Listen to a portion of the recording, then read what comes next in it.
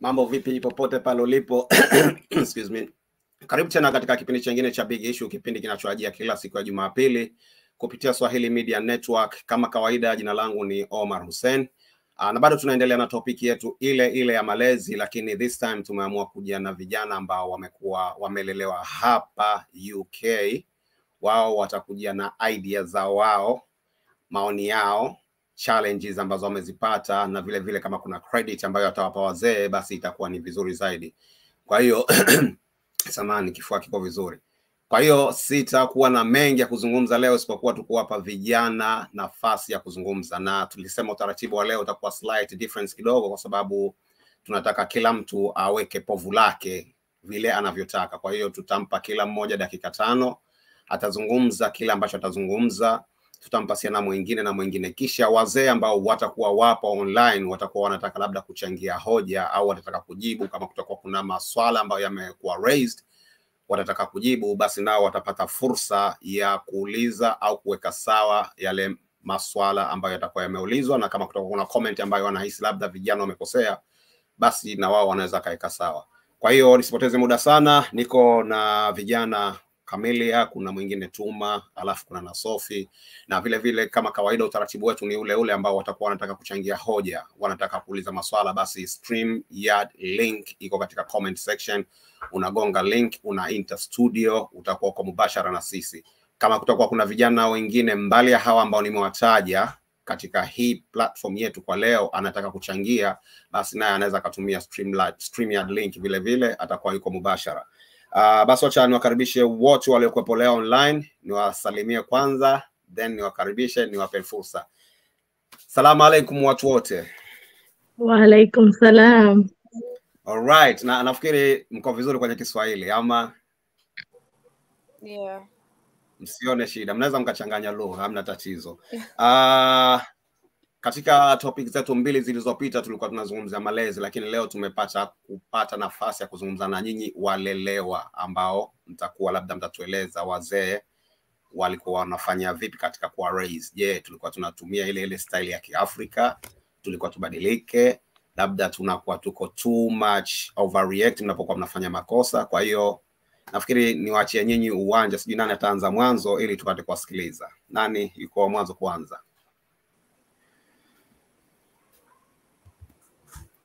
Nitachagua. Tunaanza na Sophie. Sophie, karibu. Okay. I'm so sorry. Nisamehe, nitazungumza Kizungu, naona haya kuzungumza Kiswahili. No problem. I feel like growing up in the UK as Swahili, it's different. Our experience is very different. We've grown up in, especially those of us who tumezaliwa nyumbani alafu tumekuja huku. It's a very niche experience where we've grown up within two societies and we're trying to find a balance and to fit in both societies. So when we're at home, we're Swahili, especially wanawake, like we've been raised to cook, to clean, but then in the West as well, you don't see that happening as much, and you've got all these priorities that you have to do alongside of taking care of the home, which I don't think many other cultures can really relate to, especially Western cultures. Maybe other people of color cultures can, but not saying that it's a negative thing. I think growing up as Swahili, we have a very strong cultural identity. Like we know we're Swahili, we're very proud of where we come from, and yeah. That's what you've got to say, all right? Yeah, all right, that's have cool. Much else until someone else adds something in. All right, that's cool. Tuma, it's your turn now. I agree with Sophie in the aspect of tunalelewa, especially wanake mambo ya kupika and cleaning, but I feel like hiyo inatusaidia tunakuwa independent, and then obviously part of dini yetu ndio inatufundisha mambo ya wazazi wetu leo hapo, kama if they've gone, we're able to look after ourselves. We have the minimum of the our own of just after looking after ourselves. Like I feel like growing up hapa, wazazi wetu when at that time tulikuja huko from a very young age, wenyewe walikuwa na adapt na maisha ya huko, wana find wanafundishwa mambo ya rights. Natoka Afrika hamna mambo ya child rights, unakuja huku mnafundishwa mambo ya rights.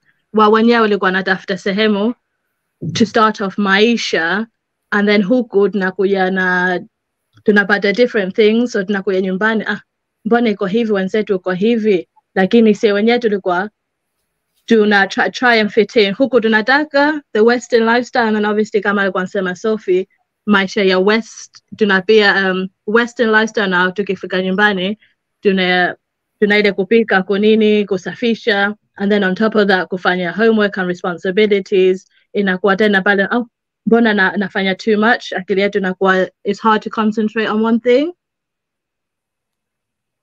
But I don't think that's a fault in the parenting. It's just a fault in the understanding and adapting to a new lifestyle and a new life in a new country, knowing the rules, finding out about how the life is elsewhere, overseas, and just putting your feet down because unataka your child to be instilled with the Swahili values. All right. That's it. You're done, right? Another thing I feel like communication-wise, wazazi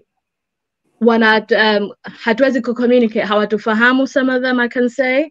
Tunaweza try and say something, lakini kwa sababu hawana the understanding, and wengine hapo that open-minded, so wanakuwa tena wanazani kama watoto wana try to be rude or disrespectful. But I feel like you're gonna come under language and communication barrier.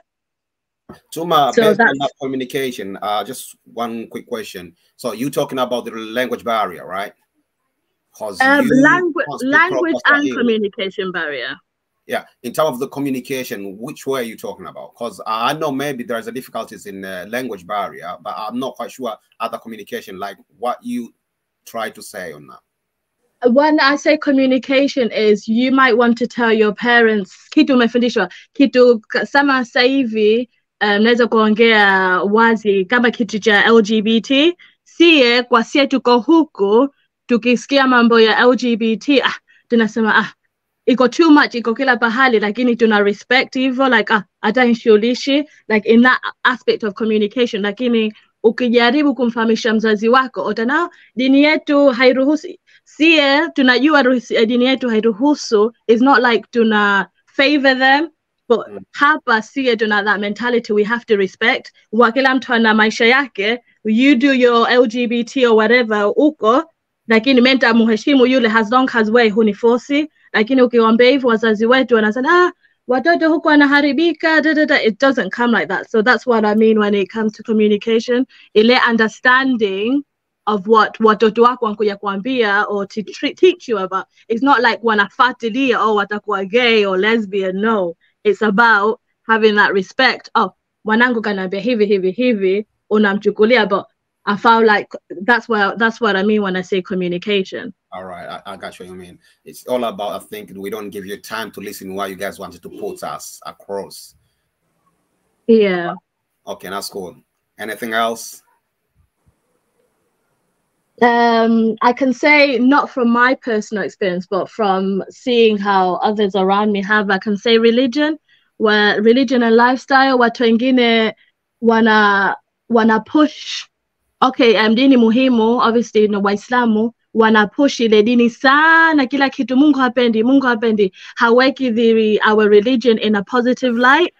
Hatusemi Mungu akifanya hivi kwa sababu binadamu sisi tunafanya makosa, lakini kuna familia nyingine na watoto wengine wanalelewa ile wanafanywa religion na kwa ngumu kwao, hawana TV, haruhusiwi kusikiliza nyimbo. Okay, kuna vitu hivyo baadhi ndo haram, lakini kama and I found rafiki zangu nimekuwa nao wame grow up in that very, very, very religious, dini na pushiwa in the face, halafu tena hapo ndo wangu wanatoka wanafanya vitu kwa sababu hajapata that nafasi to be open, kila kitu wanafanya kwa siri. Dini muhimu, and have that again inakuja under communication, lakini it's about not pushing it mpaka unafanya mtoto aikimbie au afanye vitu na anakuficha. So it's important to have that understanding pamoja na watoto with the communication of dini yetu iko hivi, lakini pia kama ukikosea, kwa sababu tunakosea, unafanya hivi. So it's again that comes under communication and how wazazi wanna deliver and bring up the kids that way. Right, communication and approach as well. Okay, thank you, Tuma. Camelia, your turn now. What are you going to say? Honestly, I want to go back to Sophie's point. When she would talk about oh my God, I forgot. Is it the Western thing about living in two societies? Yeah, and I really wanted to talk about having gender differences with that as well, because in our houses and in our societies, we're at home and it's like the girls are very much enforced to be in the kitchen and stay there. But as well as it will benefit us, if we weren't here for our siblings and our younger brothers and stuff, there would be nobody else to do it for them, because it's not as enforced and like pushed down their throat as much as it is for us. And I just feel like, to say that is let's say equally, you want it to be treated equally. Yeah, not equally, but like just given the same teaching, because I feel like it's very much mother and daughter, father and son. It's like the father will teach the sons how to do this, that, and the third, but us as women, we also need that teaching, and for the mothers to teach their sons how to cook, clean for themselves is also very like, it's important, because it's like you can't depend on, let's say if that child doesn't have that in them, they're going to be dependent on somebody else, and then further down the line it gets worse where a boy is dependent on his wife or somebody else, and then that causes problems too. If a man knows in himself to be able to cook, clean, and do these things for himself, then it makes things easier, I feel like, in a way. Can I just add? Sorry. Yeah, go ahead. I was just going to add to your point as well, like even going to uni. So I moved away to uni, like alhamdulillah, my parents let me and they trusted me enough. It's embarrassingly shocking how many boys, especially like coming from cultures like ours, who go to uni and they don't know how to cook and clean. And so they find friends who have to cook and clean for them, like how they can't do nothing. And if you talk to them, they're like, oh, my mom didn't teach me how to cook. My mom didn't raise me to be in the kitchen. That's a girl's job. And that's something that needs to be really changed, because we live in a day and age where we need a dual income, especially as you get older. You can't survive on a singular income anymore. So if both, like Camelia was saying, as we get older, as we get married, if both people in that partnership are working, you can't expect someone to go to work 9 to 5. Like, say I'm a teacher, I work from 8:30 sometimes to 5 o'clock in the evening, come home, like, it doesn't work like that. It's going to cause problems, like Amelia said. Okay. Camelia, you still want to add more stuff, or that's it? Yeah, talking about still on the equality topic, just in the way parents approach their kids as well. I feel like a lot of females tend to, I guess, in a way, be hidden away, and the men have to like be going more outside. Like, for example, if there was a father and a son, that son can go out and do whatever and come back, and the father will have nothing to say if it's like 3 a.m., 4 a.m.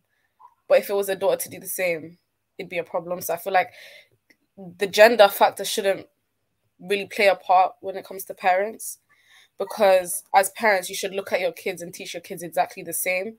I feel like giving one gender more leverage than the other, it doesn't make sense. And I feel like it enforces just an inferior feeling in one other gender than the other. Right. That's it. Yeah. Mm-hmm. Okay. Thank you all of you.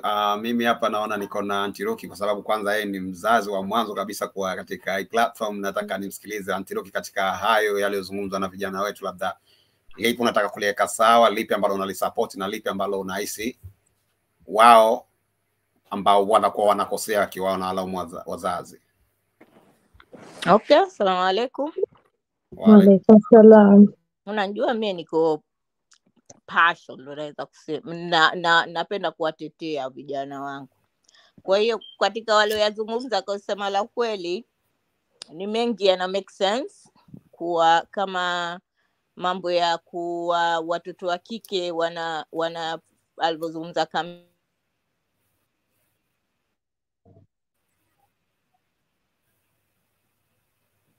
Antiroki amepotea.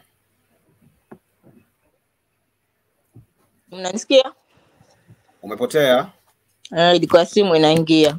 Okay. Watoto wa kiume wanapewa zaidi kipaumbele kwa sababu manake ni katika society yetu ndio tulivyolelewa. Hiyo ni kweli wanayosema kuwa watoto wa kike watapushiwa zaidi jikoni au wataikuwa zaidi ndani kuliko watoto wa kiume ambao ndio watawaachiwa watoke nje wasome zaidi. Manake wewe ndo mwanamume, ile sijui ndio inakuja na mentality ya kuwa mtoto wa kiume ambaye ndo baadaye familia itamtegemea. Kwa hiyo wanapushiwa zaidi, familia zingine zinapushi zaidi. Kwa hiyo watoto wa kike wanajihisi kama wanarudi nyuma, wao ni watu wa jikoni. Still katika society zetu kuna family bado zinaendeleza culture hizo. Semi wote, most of them now watu wana change. Watoto wa kike wanawapushi zaidi kwa sababu hata religion yetu ukimwangalia Bi Aisha mke wa Mtume alikuwa ni msomi zaidi na ametichi watu zaidi kuliko masahaba wengine. Kwa hiyo watu sasa hivi wanaambiwa kwa msifanye ni culturally, ni hata religion inatuamrisha watoto wa kike pia wasome, lakini sasa huwezi kuzungumza kwa kila mzee na kila nyumba inovolea inalea tofauti. Ushanifahamu eh? Kwa hiyo hapo mimi nakubaliana nao kuwa kweli watu wengi wanafanya makosa hayo, lakini mimi kwangu mimi kwa sababu nimelea watoto wa kiume sikupata hiyo balance ya hiyo, kwa sababu mimi ndio nilikuwa watoto wangu wote wa kiume. Kwa hiyo sina hiyo balance ya mtoto wa kike na kiume, kwa hiyo sikuwa na mentality hizo, siwezi kucomment zaidi kwa sababu nafikiri wazee wenye watoto wa kike na kiume wataweza kuelezea zaidi hapo. Alafu na jingine alosema kuhusu kuwa watoto wa kiume hawapushiwi zaidi kwa wasafi nini, wakati ile ni kitu muhimu. Kwa wanahisi culture za wazungu sana watoto wanaachiwa free manake. Kwa hiyo na wao wakitoka nje wanaona wenzao wakirudi nyumbani hawana kupika, washapikiwa, washafanya nini. Lakini kwetu sisi watoto ni lazima wafundishwe. Mimi sisemi kwa kike au wa kiume, lakini lazima wafundishe usafi, wafundishe kupika, kwa sababu ile ni skills ambazo unaondoka nazo, manake zinaondoka na wewe manake. Kwa hiyo ni muhimu kwa kila binadamu kuwa nazo katika maisha yake. Kwa hiyo mimi nitaishi hapo kwanza. Sasa hivi nampa brother, naona kaingia sija kaja juu. Sawa, brother Sale yupo na single mama yupo, lakini mimi nitarudi tena kwenye hii swala la kwa watoto labda wa kiume wanakuwa favored. Inategemea labda, kwa sababu mimi nataraji na brother Sale jana tulikuwa tunazungumza for length ya kuwa personal. Mimi nimelelewa, kwanza nimeanza kulelewa na bibi yangu mzaa mama, then nikarudi nikakaa na baba na mama, na katika maisha yangu mimi nimeanza kufundishwa kazi za ndani. Yaani kama dada zangu wanapika, basi kama kuna nazi mimi nimekuna nazi, nimepika, nimesafisha na kila kitu. Ni kitu ambacho nimekuwa so proud kwa sababu nilipoingia nchi hii nilikuwa sina mtu kukaa naye wa kunipikia. Kwa hiyo kila kitu nikawa ninacho. Sasa ikiwa sijui labda ndo tuseme wazee wa hapa wanakuwa wana treat that way, kwa sababu hapa nyumbani kwangu mimi nao vijana wa kike na wa kiume, na Kamili atakuwa anajua ndugu yake anamfuatia yeye kwa namna gani anavyopenda masuala ya kupika, na mama yao na yeye ndo manake anakuwa anawaachia masuala kama hayo. Sasa sijui in that case tusikilize watu wengine, alafu tutarudi tena kwa kina watoto walioleta hizo hoja, tuwasikilize zaidi ili tupate manufaa, alafu watuambie solution tufanye kitu gani. Brother Saleh, karibu. Assalamu alaikum wa rahmatullahi wa barakatuh. Wa alaikum salam. Kwanza thanks uncles to raise the point. The way you mentioned, we already discussed for similar, all you present, the similar issue, we already mentioned that. Thank you for to do that.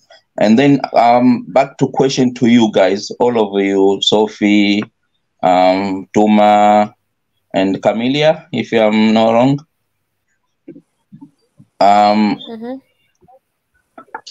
When you see something like this, did you discuss to your parents or just you ignore? Because sometimes we do mistake, but we don't know.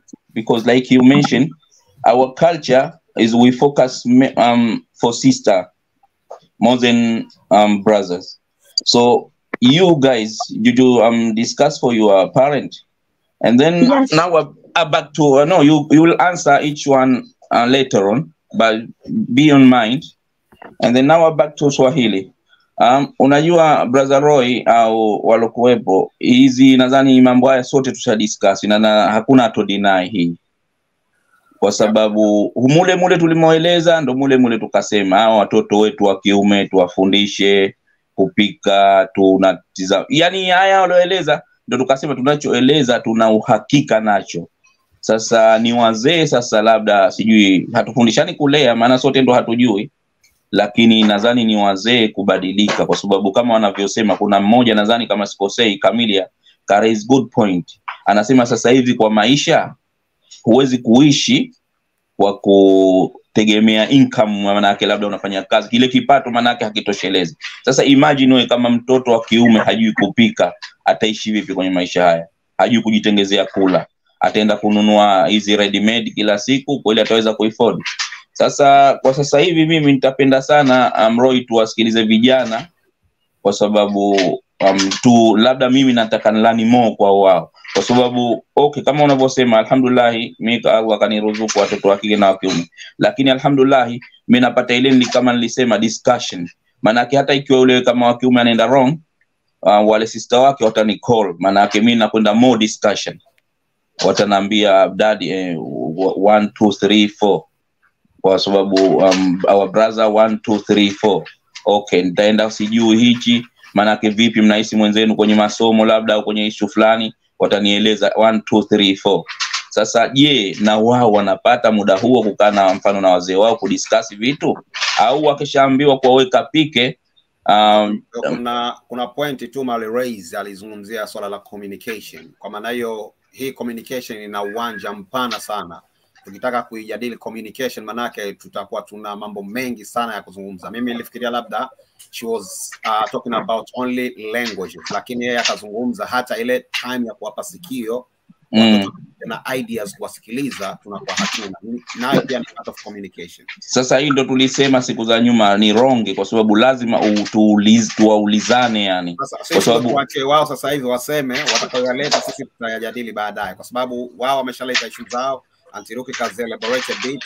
Tuwasikilize na wengine labda tumpe single mama kisha kuna dada yake na Bi Mwana Hawa wao wataelezea vipi katika wale wazungumza, alafu tunarudi tena kwa kina Sophie, Tuma na Camelia. Na kama kutakuwa labda kuna mtu mwingine au mtoto mwingine yote ambaye anatizama hii platform sasa hivi anataka kuchangia hoja, basi ndio kwenye comment section kuna link ya StreamYard pale. Unagonga link unaweka jina unatoa povu lako. Vipi wazee tujirekebishe katika mtoto wetu. Hii basi sasa hivi tayari. Samahani kuna mtu sijui anapika na mic yake iko on atusikia anakuwa mute zote. Basi inshallah acha tuendelee kwanza. Lakini more tunataka kusikiliza kutoka kwa vijana. Hamna neno. Single mama karibu. Assalamu alaikum. Wa alaikum salam.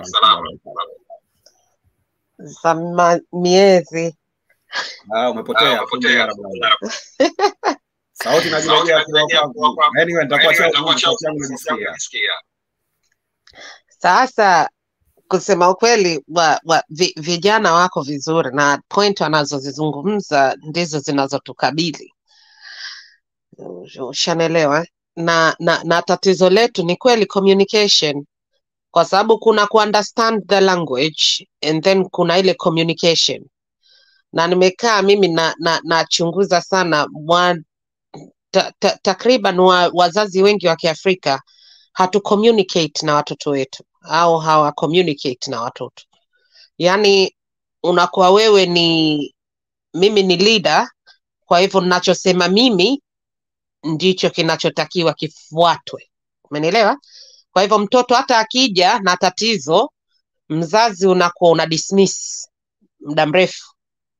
Ushanifahamu? Kwa sababu unakuwa husikilizi ile kiundani lile tatizo limekwenda how deep.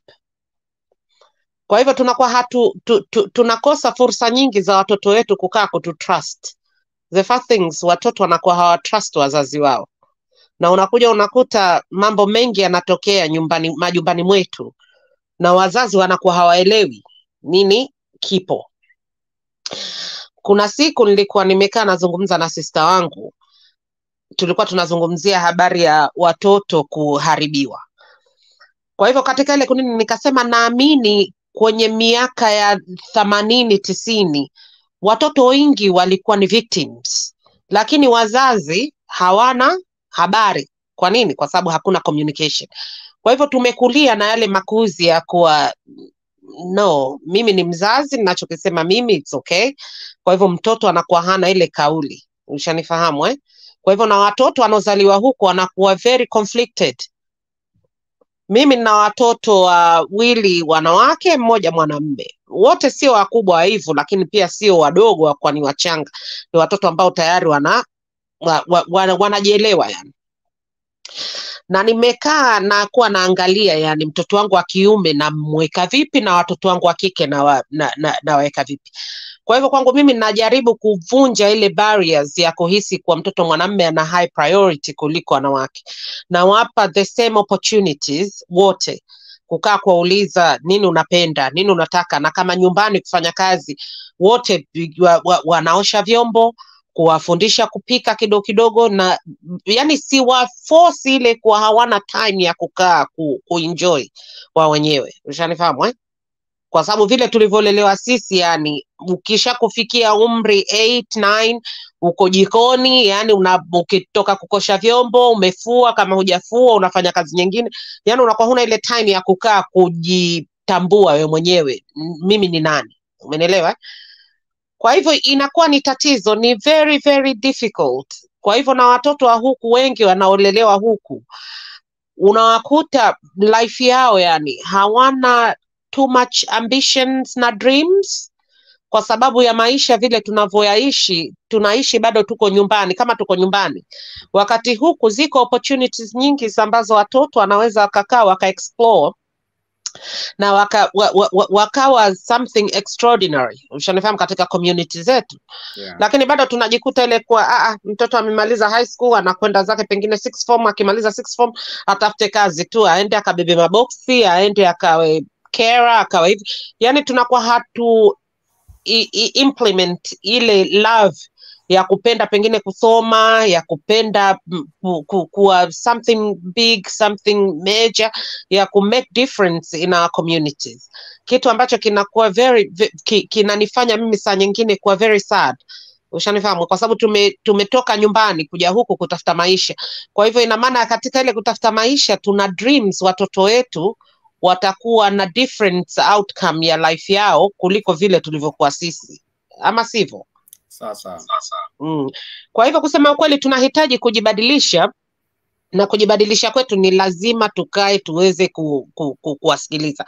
Na katika hao mabinti wamekaa, mmoja anazungumza kuhusu mambo ya dini, kusukuma dini too much.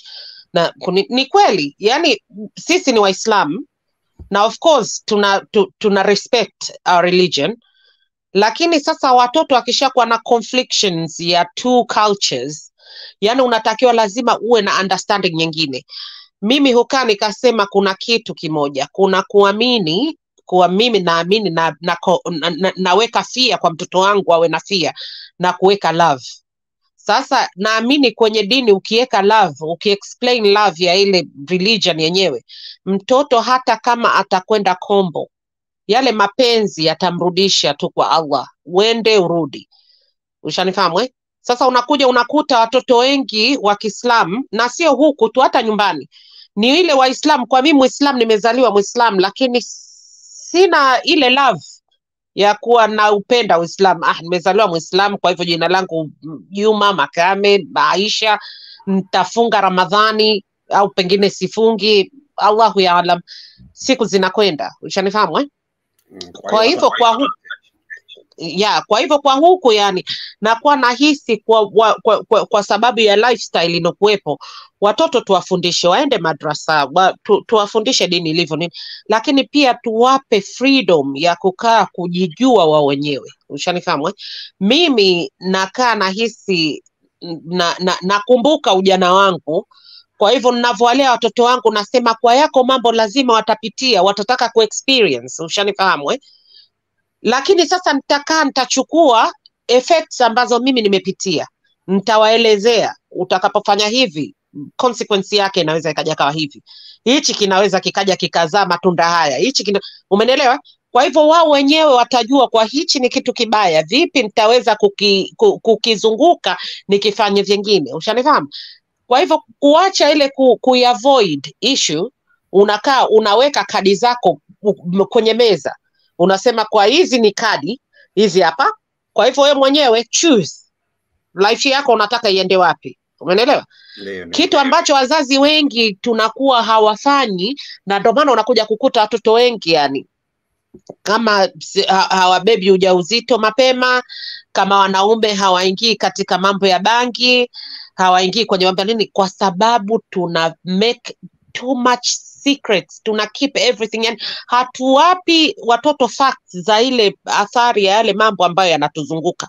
Tunahisi kuwa tukiwa hatuzungumzi hawatojua, lakini wakitoka nje of course watakwenda kujua yale mambo, ikiwa ni sex, ikiwa ni drugs, ikiwa ni LGBTQ, ikiwa ni nini, yote watakwenda kujua, kwa sababu huwezi kumfungia mtoto ndani 24/7.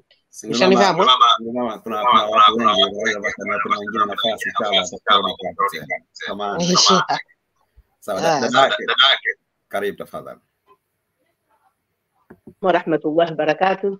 Wa alaykum salaam wa rahmatullahi wa barakatuh. Wallahi nimeingia kuchelewa, kwa hivyo sikusikia watoto wetu wamezungumza kitu gani actually. Okay. Yeah. Lakini naam. Lakini nitasema kitu ambacho amesema my sister hapo, single mother. Yeah. Raise some points. Nafikiri labda na mimi labda ni elaborate on those points. Okay. Kitu ambacho nafikiri where we are going wrong, tuna double standard ndani ya majumba yetu kama jamii ya East Africans. Naam. Na hizi double standard zinakuja ikiwa tunalea watoto wa kike na wa kiume ndani ya majumba. Okay. Whatever is right for the boy, utaona wakati mwingine is wrong for the girls. All right. Sasa labda hapo watoto nafikiri watanielewa pia the way we are raising them. Kwa sababu unaweza the girl she mentioned that Ali raised your point, akasema treatment in the house is completely different. The boys, mmoja alisema kuwa boys anakuwa ni wa baba na girls wanakuwa wa mama. Kwa hiyo ukitizama hiyo pia utakuwa na watoto wawili in the same house wanapata different treatment, makuzi tofauti vile vile. Ilikuwa mentioned. Mimi I'm going on a different direction actually. Mimi ambao ninazungumzia ni the way we are raising them in our homes. Okay. Unaona wakati mwingine mtoto wa kiume anapewa freedom to explore outside. Anaruhusiwa kutoka. Oh, don't worry, nenda kateze park na wenzako. Yule mtoto wa kike, she never has a chance.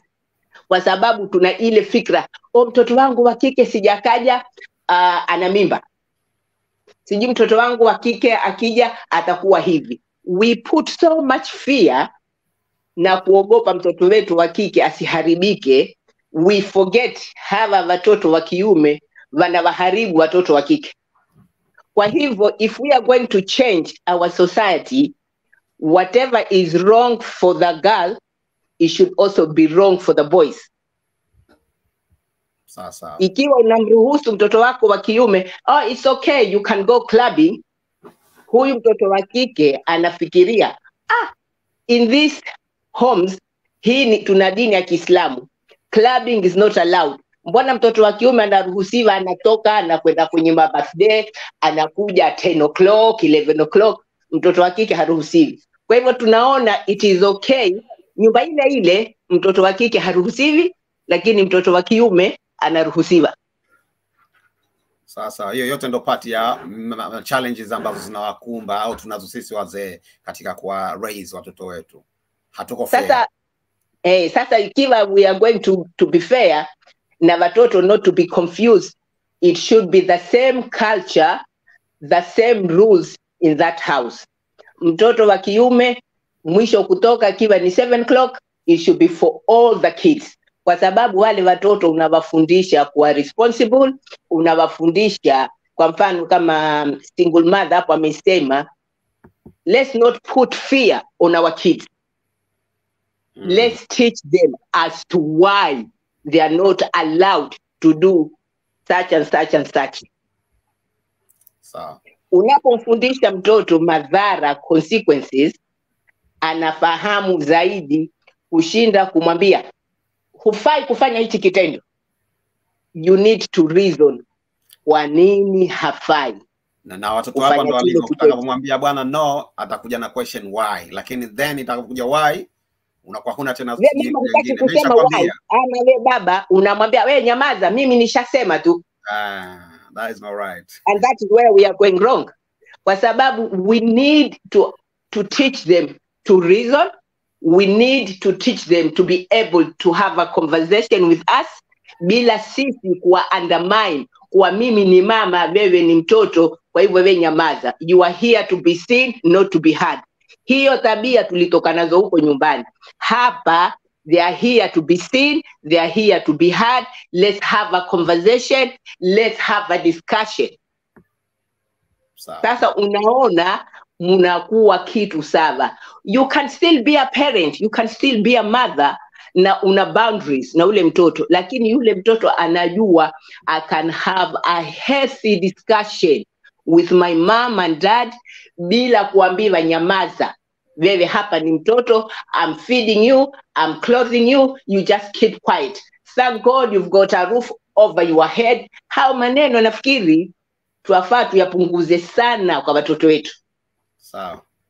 Sawa dada, acha tuwape na wengine. Tuna Bi Mwana Hawa, alafu Bi Kidude naona uko online lakini device yako inasema haiko connected, kwa hiyo na siwezi nikai connect mpaka utakapokuwa tayari ushaifanyia maarifa utakuwa uko online. Nani mimi? No, Bi Kidude, wewe dadake uko poa. Na Bi Mwana Hawa. Okay. Bi Mwana Hawa karibu. Hello, salamu alaykum. Wa alaykum salaam wa rahmatullahi wa barakatuh. Asante, mimi sikuwasikia vijana, nimechelewa kuingia, kwa hiyo sikujua amesema nini. Lakini mimi nitajaribu kutoa mtazamo wangu ninapoiona hii mada. Ni kwamba kusema kweli watoto wa kike na watoto wa kiume kuna mambo tunatakiwa tu treat sawa. Kwa sababu watoto wote wanahitaji kuishi, wanahitaji kula, wanahitaji usafi, wanahitaji kuvaa, wanahitaji mambo chungu nzima. Tukiachana na mambo ambayo ni sensitive kwa wanawake, na ndio kitu kinacholeta tofauti ya kulea mtoto wa kike na mtoto wa kiume. Tunaona kwamba mtoto wa kike ana protection zaidi kuliko mtoto wa kiume. Ni kweli kwa sababu ya udhalilishaji uliopo tangu enzi na enzi na mpaka sasa hivi umezidi, lakini udhalilishaji sasa hivi uko kwa mtoto wa kike na watoto wa kiume. Kwa hiyo ile tofauti sasa hivi inakuwa iko ni sawa sawa kwamba watoto wote wawe protected, kwa sababu wote wanaweza kuathirika na madhara yaliyoko katika jamii. Kwa hiyo tunatakiwa tujue si wa kike si wa kiume yuko wapi, saa ngapi katoka, saa ngapi karudi, saa ngapi usitoke, baada ya hapa usharudi nyumbani, saa ngapi chakula, yani wajue routine. Kwa sababu kujua routine na wao inawafanya wakija kuishi wawe na routine, wajue saa ngapi kunafanywa nini, saa ngapi inakuaje, ukirudi college inakuaje, nyumbani ufanyeje, nyumbani usafishe, nyumbani upike, nyumbani yote hayo.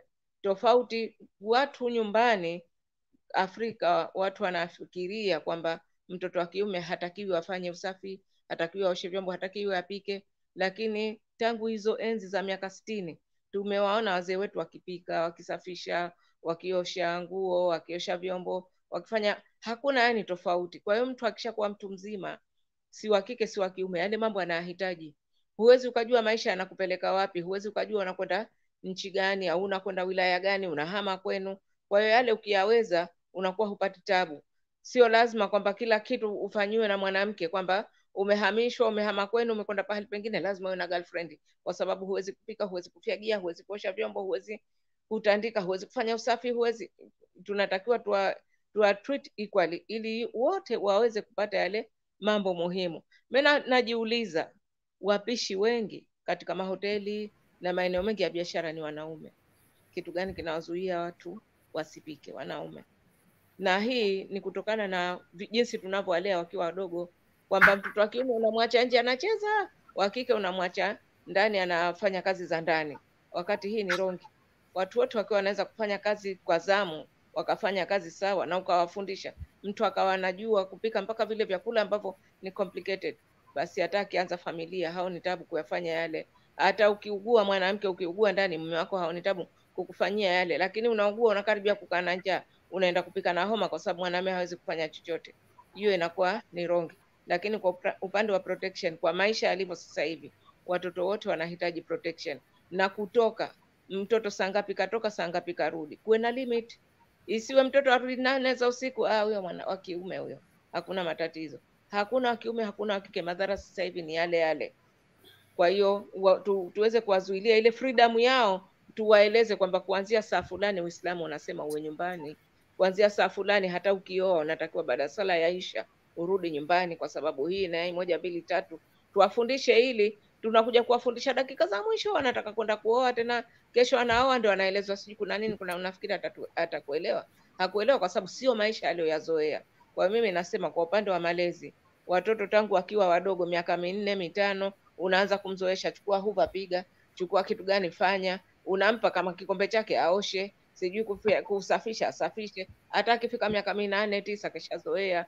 Mtoto kusali, umfuatilie, unasali saa ngapi, umesali saa ngapi, umeamka, kwa sababu tunawaacha watoto mpaka mtu kisha kwa mtu mzima, nenda mkasali, wakati hakuzoea. Kufunga, watoto wote wazoeshwe, ili tukija kwa upande wa Ramadhani tena isiwe mtu anafunga, tumeona kwenye klipu, mtu anafunga anatafuta kichochoro anaenda kula pembeni. Kwa hiyo yote maadili ya Kiislamu, maadili ya mila na desturi zetu ambayo ni positive, tunatakiwa tuwafundishe wakiwa wadogo. Communication, watoto hawajui communication, kwamba wanatakiwa mtu aseme akiwa na tatizo awe muwazi, amwambie mama yake, amwambie baba yake, au amwambie dada yake, au kama kuna communication ya dada, ya mama, ya mtu na mke wake, kwamba kukiwa na tatizo inabidi mke wako umwambie, au inabidi mume wako umwambie. Yote haya kwa sababu tunapokuja kuwa washakuwa watu wazima, mpaka kwanza familia, kuna kazi kubwa. Umfundishe mambo ya miaka 24, umfundishe kwa wakati mmoja, dakika 2 3, alafu ndo anakwenda kuoa au anaenda kuolewa. Hilo linakuwa ni tatizo.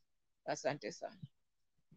Shukran Bi Mwana Hawa. K, maana si ndo kama ndo bikidude, naona sasa imekuja K tu. Tafadhali ukumbi wako, kisha tunarudi kwa vijana tena.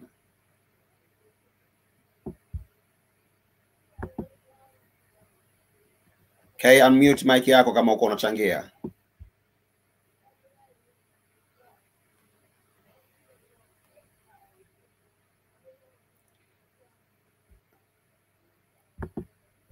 Anyway, inaonekana K labda hayuko mtandaoni. Sasa mimi nafikiri tumeshazungumza mengi na tumesikia mengi, na kwa bahati nzuri tumekutana wazazi, tumekuwa wengi kuliko watoto wako 3. Lakini I hope Sophie, Tuma na Kamili amesikia wazee wanazungumza kuhusu ambayo wanayoyafanya wao kama wao kwa watoto, na mengi wamezungumzia. Tuma alikuja na point ya communication, maanake ndio point inaonekana iko very strong. Kamili alileta point ya kuwa labda kuna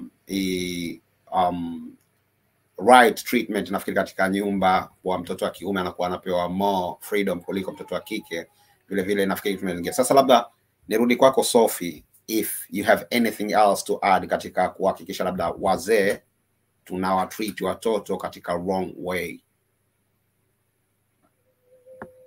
I feel like I'm going to add on to Duma's thing about communication. It's not just being able to sit and talk with your parents, but it's also your parents being able to listen, because there's listening and there's listening to comprehend what we're saying. So like, I know with me sometimes, minutes goes on my man like about most topics, alafu ananisikiliza, alafu ananifahamu, alafu haoni kama I'm being yelled or anything. It's literally me trying to communicate my feelings, my opinions to my mum. Whereas I feel like not all parents, like some parents might see it as it's very much being, kwa nini unaniambia me how to parent you, I'm the parent, you're the child, sort of thing.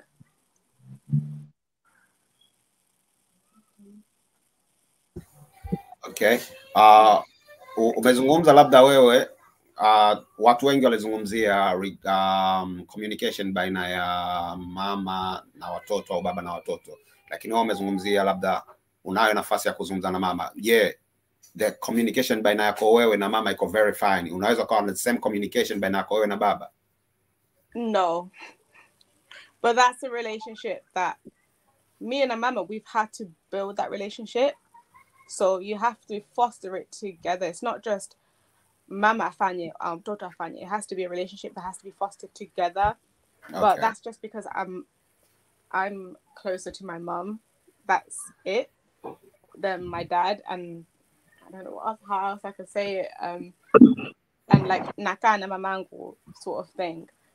But I know with other people, they do feel closer to their dad, and they can communicate and have fostered that relationship with their fathers rather than their mums.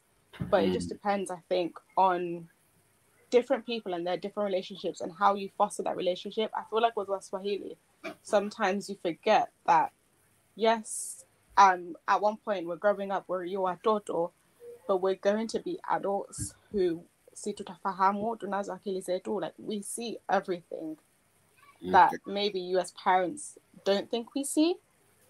Sure. And we're going to get to a level of understanding where we're going to question how you raised us, and we're going to have questions as to why you did certain things.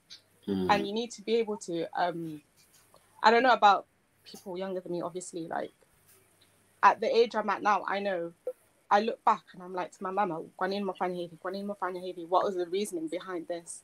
And my brother's heavy, like what's your reasoning behind everything? Because a lot of my friends now, they're all getting married, they've all got watoto, like so many of my friends outside of the Swahili community have children, and they talk about how they're going to raise their children, and it makes you think as well, like, how am I going to raise my child? Am I going to raise them fully Swahili, like fully in Swahili, like the way I was raised, or is it going to be completely tofauti? And All right, thank you. Tuma, labda nikuulize swala on your side. Wewe unafikiria labda this punishment ya kuchapa, unapokosea mzee wako anakuchapa, do you really think this was helping you guys to be good kids, ama ilikuwa ni punishment ambayo unafikiria imepitwa na wakati? On a safeguarding, the kuchapa is allowed. Lakini, even hapa Ulaya, kuchapa your child is allowed, but you're not allowed to hit your child to a point unamwacha alama or there's abuse. That's where it becomes abuse. Personally, for me, kama ile kuchapwa, I feel like imenisaidia to be who I am today, because najua kuna consequence, na kuna vitu is not to be difficult. I understand why ilikuwa nimechapwa kwa sababu unapewa warning, una disrespect and disregard their feelings. So it's just like, okay, I understand where it's coming from, but where I'm not okay with is from people that I know, wazazi wengine walikuwa wanapiga watoto wao mbele za watu, and that mentally is embarrassing. Inaonesha haya, why unanipiga, why unanigomba in front of other people? Kama unataka kufanya hivyo, we're just between me and you in private and no one else to watu wengine wasijue. So jambo la kuchapwa, yes, I feel like imenisaidia to be who I am today, lakini not to point, alhamdulillah, sijapigwa to the point nimeumizwa, just like, huski, that's it, siku naendelea, you move on, you learn from your mistake. Kwa sababu now you find, kwa sababu watoto, when they have, even in the history of teaching hapa Ulaya, zamani na wao walikuwa wanapiga, even maskuli kwa walimu wanapiga, kwa sababu mpaka sasa hivi there has to be, because watoto didn't cross because they knew they had that respect. If I do this, and that consequence, like in squeezy, kwa sababu hamna consequence, watoto atakujibu, atakupiga, they can do whatever they want, because they know, at the end of the day, nothing's going to happen to me. So they don't have that fear in them. There's no fear, there's nothing that they look towards to. That's my opinion on that aspect. And then there's some stuff wakina maanti walitaja about the whole gender differences and kwa wanawake being treated differently. Alhamdulillah, I come from wazazi wangu where niko close na both of them. So alhamdulillah, and I've always been able to do whatever I want in the way of when I need, they have so much trust in me. When I do what's bad, what's good. So ukifanya, it's a reflection of yourself and your reflection of us. So alhamdulillah, I've been able to do a lot of opportunities where mesemwa, oh, mtoto wako kike ataharibika, unamwachia na travel, unamwachia kufanya hivi. And at the end of the day, najua dini yetu because I had that love. Me mwenyewe nilikuwa nafuatilia dini nasoma kwa sababu when growing up lazima uvae mtandio. Lakini ukiuliza why navaa mtandio, kwa sababu sisi tunaambiwa uvae mtandio. So that's how we don't have that love of the religion as well. Ukiona how marivert wanapenda dini, it's because wamesoma, or they have the rich understanding of why Islam is the way Islam is. Kuna reasons kwa kila kitu, lakini kwenye majumba yetu hatufundishwi why tunafanya. Unaambiwa tu lazima uswali, lazima ufanye hivi, lazima. But why? Ukiliza why? Oh, una question our religion. No, we're not questioning. Yes, and it's okay to question because I want to understand. I also want to fall in love. Lakini pia a big thing psychologically and in research, see nyie wazazi mko role models. Hamjui the way tunaona wazazi wetu wanakaa kwenye majumba, that's how we think psychologically is okay. Kama majumba yetu mama baba wanasaidiana, wanafanya shopping, wanapika pamoja, huyo anaenda kazini and huyo anatusaidia na homework, yule anafanya hivi. Sie tukiwa tuna hide that ile high expectation, lakini ukiona majumba mengine mababa wafanyi kazi or they're not helping each other to push away that nyie mnasema lazima tuswali, dini yetu lazima tuswali, lazima tuvae mitandio, and all these are just a few things. Lakini ukitizama mama na baba haswali, lakini wewe utagombwa kwa nini huswali. Mama anakuambia wewe vaa mtandio, lakini mama akaenda shuleni havai mtandio. So which is which? That's how we get lost as well. So as parents, we have to be role models. Kama nyie mama na baba wako vizuri, mnaswali pamoja, mnapika, mnafanya that responsibility of mnatoka this time, narudi hivi this time, na sie tuna that expectation tikiwa what to expect. Lakini another thing when community zetu watoto wetu siku hizi hataki kuolewa na Mswahili, that you ask yourselves why. The reason is because kwenye majumba unaona babako namwekea chakula, babako nafanya like what? Sasa wewe unafanya kazi, unarudi upike, ushirikie watoto, alafu baba yeye kaenda kazini tu, and then una expect sie tuolewe na Mswahili, alafu kwa mkubwa hutotakiwa kahujui kupika. Like come on. We're in the 21st century, tunalelewa huku. So kwa sie that's nothing. Kama hataki, that's your problem. Kwa sababu sote tunafanya kazi, like Sophie said, we're living in two households of kila mtu atafanya kazi, so hamna that time kwa mwanamke aje, kwa sababu hiyo inakuwa si kusaidiana, hiyo mnamuumiza the other person. It's double standards. So again, it all comes down to being a role model. And mababa, big research, especially wanaume weusi, watoto wanaharibika wanaume more than wanawake. So yes, we can have equality, but your attention and focus should be more on the boys. Wanaume uko, okay, mnasema America wako racist. Hapa Ulaya racism pia ipo. Lakini the only difference between UK and America wao wako wazi. You see social media, everywhere, it's everywhere. Lakini mkijua the system, the law, maskuli, maspitali, racism ipo on black community, especially wanaume. Like black boys schooly, while they're the least wakupasi wanaume, black boys, and then on top of that, high crime rate inakuwa black boys. And then from research and psychology is because what baba wa black boys, they don't take an active role. Hamsaidi watoto wenu to have that understanding, to have that ambition, kuwasukuma kuwafundisha au mwanangu usifanye hivi, like especially mkiachana na huyo nini mama watoto, unamwachia tu the mom to be a single parent, which is wrong. Yule mtoto at the end of the day, yeye hajakwambia nini like nizae, nyie ndo nini Mungu akakupeni zawadi of a child. So at the end of the day, it's still your responsibility kumshughulikia yule. Humkomoi mkeo kama mtoto humshughulikii, unamuumiza mtoto, and that's the biggest problem. Watoto wausi, they need their dads, and that's where unaona watoto hawaendi uni, wako so many drugs, or wanaoana kwa sababu hawana the role model. Kuwasikiliza my dad yuko busy, yuko huko, anafanya makontena, yuko Africa on another wife. At the end of the day, it comes from being role models in your homes and to beat these gender differences na watoto. And how mnakaa majumbani kwenu, if you do it the right way, it's the stepping stone and the expectation for the rest of our generation, our community yetu ya Kiswahili. Tuma, ni very powerful message kwa daddies. Kwa hiyo nafikiri Sale umesikia huko.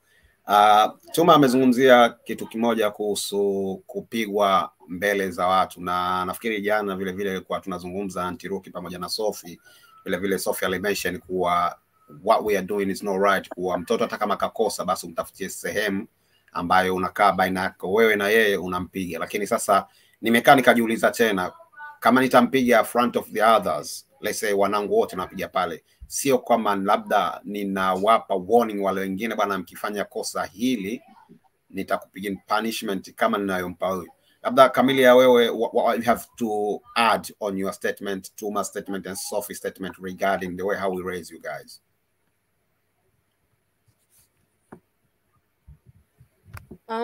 With the hitting discussion, I feel like that's something I don't agree with personally, and maybe it's just me, but I feel like it doesn't get anywhere or it doesn't help anything. Kwa sababu kuna watoto that unawapiga and then that's it. They'll see as, okay, I just got hit, but I'm gonna go do it again, and they'll forget and they'll do it again, and it's a cycle. I feel like it doesn't do anything but instill fear, and that's what's worse. Because once the child is now scared of you, it affects everything else in the long run. They don't want to come and talk to you. They don't want to come and confide in a parent because they're scared that I'm going to make mistakes later on, or I'm going to do something that I shouldn't have done, and now you need your parents, but you're scared to go to them because they're going to hit you, or they're going to do this to you, or they're going to do that. I feel like physical discipline is just something it's not good. And also, I feel like it gives children like rebellious status in a way, because once the kid sees, okay, I'm going to get hit if I tell my mom I did this and the third, so let me go behind their back, let me do it over here, and they will never know, and then they'll come back and they won't get hit for it, or they won't go through anything. I just feel like it doesn't create a good relationship between mother and daughter, or father and son, or whichever way around. It just doesn't help, I guess, in the long run. And it just shows that later on, when a kid makes mistakes, you're like, this is the wrong idea. They'll get the wrong idea. They'll just say violence, mistake. That's it. Like kuchapwa is a different thing. Like in kupigwa is different. Because it's just. Can you elaborate a bit? Kuchapwa na kupigwa. Kuchapwa is like you're not making a big deal out of it, and in the moment it just happens. You know, it's just like a little thing. But kupigwa is different. So there's other parents that will do the most, where they'll be like, katafute fimbo yako, and then they'll come back, and then that kid is scared because it's like, now anapigwa, like for real, like it's not just like a little thing. Alafu anenda kulala moto, like they're hot, they're crying. Do you get what I mean? So if you know two different things. Camila, if you know that you gonna unasema kuchapa ama kupigwa, if you know that father or mother atakuchapa au atakupiga for the mistake you've done, why you have to keep repeating doing a mistake again?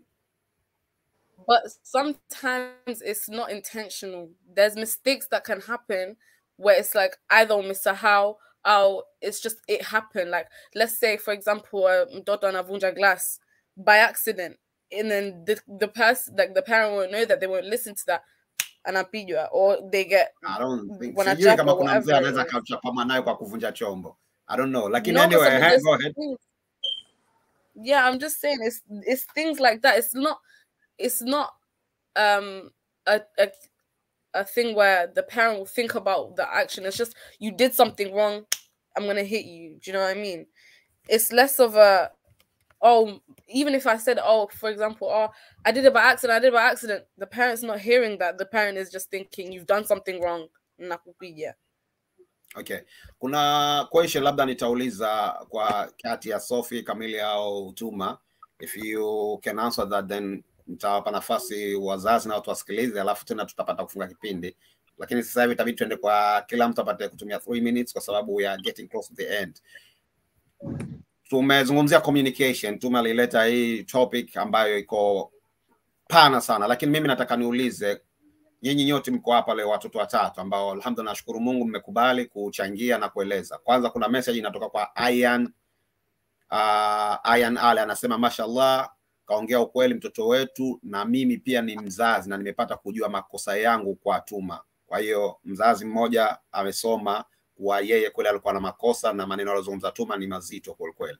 Sasa mimi point yangu ni kwamba kwa nini nyinyi mko hapa? Sisi Waswahili tunazungumza Kiswahili, nyinyi mnafahamu Kiswahili, kwa sababu tunauliza maswali kwa Kiswahili, bado mnakuwa mnazungumza 5% Kiswahili, 95% English. Kwa hiyo hamfikiria labda kuwa tulikuwa tunawanyima fursa ya kuzungumza Kiswahili, kwa sababu ukitazama mfano wa Hindi, wao wakiwa ndani ni Kihindi, wakitoka nje wakikutana wenyewe kwa wenyewe ni Kihindi, lakini mambo mengine ni Kiingereza. Nyinyi kwa nini Kiswahili kimekuwa kidogo sana kuliko Kiingereza? Wazazi walikunyimeni fursa ya kusoma Kiswahili?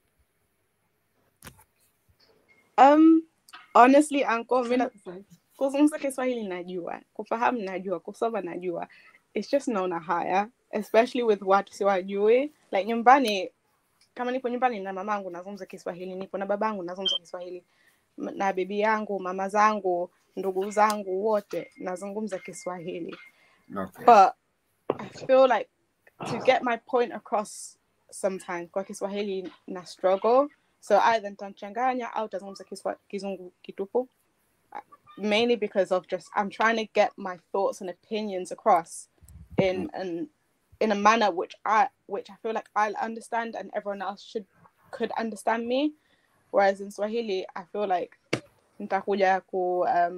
I start stammering, so I can't think of the word, and then it's just, yeah. But normally Kiswahili nazungumza, but it's just kweli umejibu vizuri. Sasa na the reason nimeuliza hilo swala kwa sababu tukitazama communication, labda kwa sababu sisi we don't speak well English, nyinyi mnataka ku express point yako across, lakini mimi sifahamu. Kwa hiyo lakini ungekuwa unazungumza Kiswahili, ukiniambia kwa Kiswahili fasaha, then I will understand. Okay, asante sana. Lakini pia when it comes to Kiswahili tunakifahamu tunaongea, lakini kuna maneno mengine hatujafundishwa, and also kama sasa hivi tuna spend 90% outside makazini, so all our language base inakuwa Kizungu. Yes, tunaongea Kiswahili tukifika nyumbani na kina mama na baba, lakini nyie guys communication yenu nyingi majority is Kiswahili, so mko more confident in that way. Si tunakifahamu, but there's some words hatujui vile Kisaha, and yule pia saa ingine unakuwa ile confidence inakushuka, Kiswahili chake unajua broken Swahili, alafu unachekwa, so that also inaku ruin if you have that self esteem or self confidence of I think, and if nafahamu Kiswahili unakiongea kizuri, alafu unakuwa unachekwa, so, kumbe hata sikijui, na kurudisha nyuma, bora niongee Kizungu I speak majority of the time with. Ni vice versa, na sisi tunapozungumza si mnakuwa mnatucheka bwana. Mimi wanangu wananicheka napokuwa sometime nikikosea hapa, na wananifundisha. Sasa Camille yupo hapa, labda Camille why?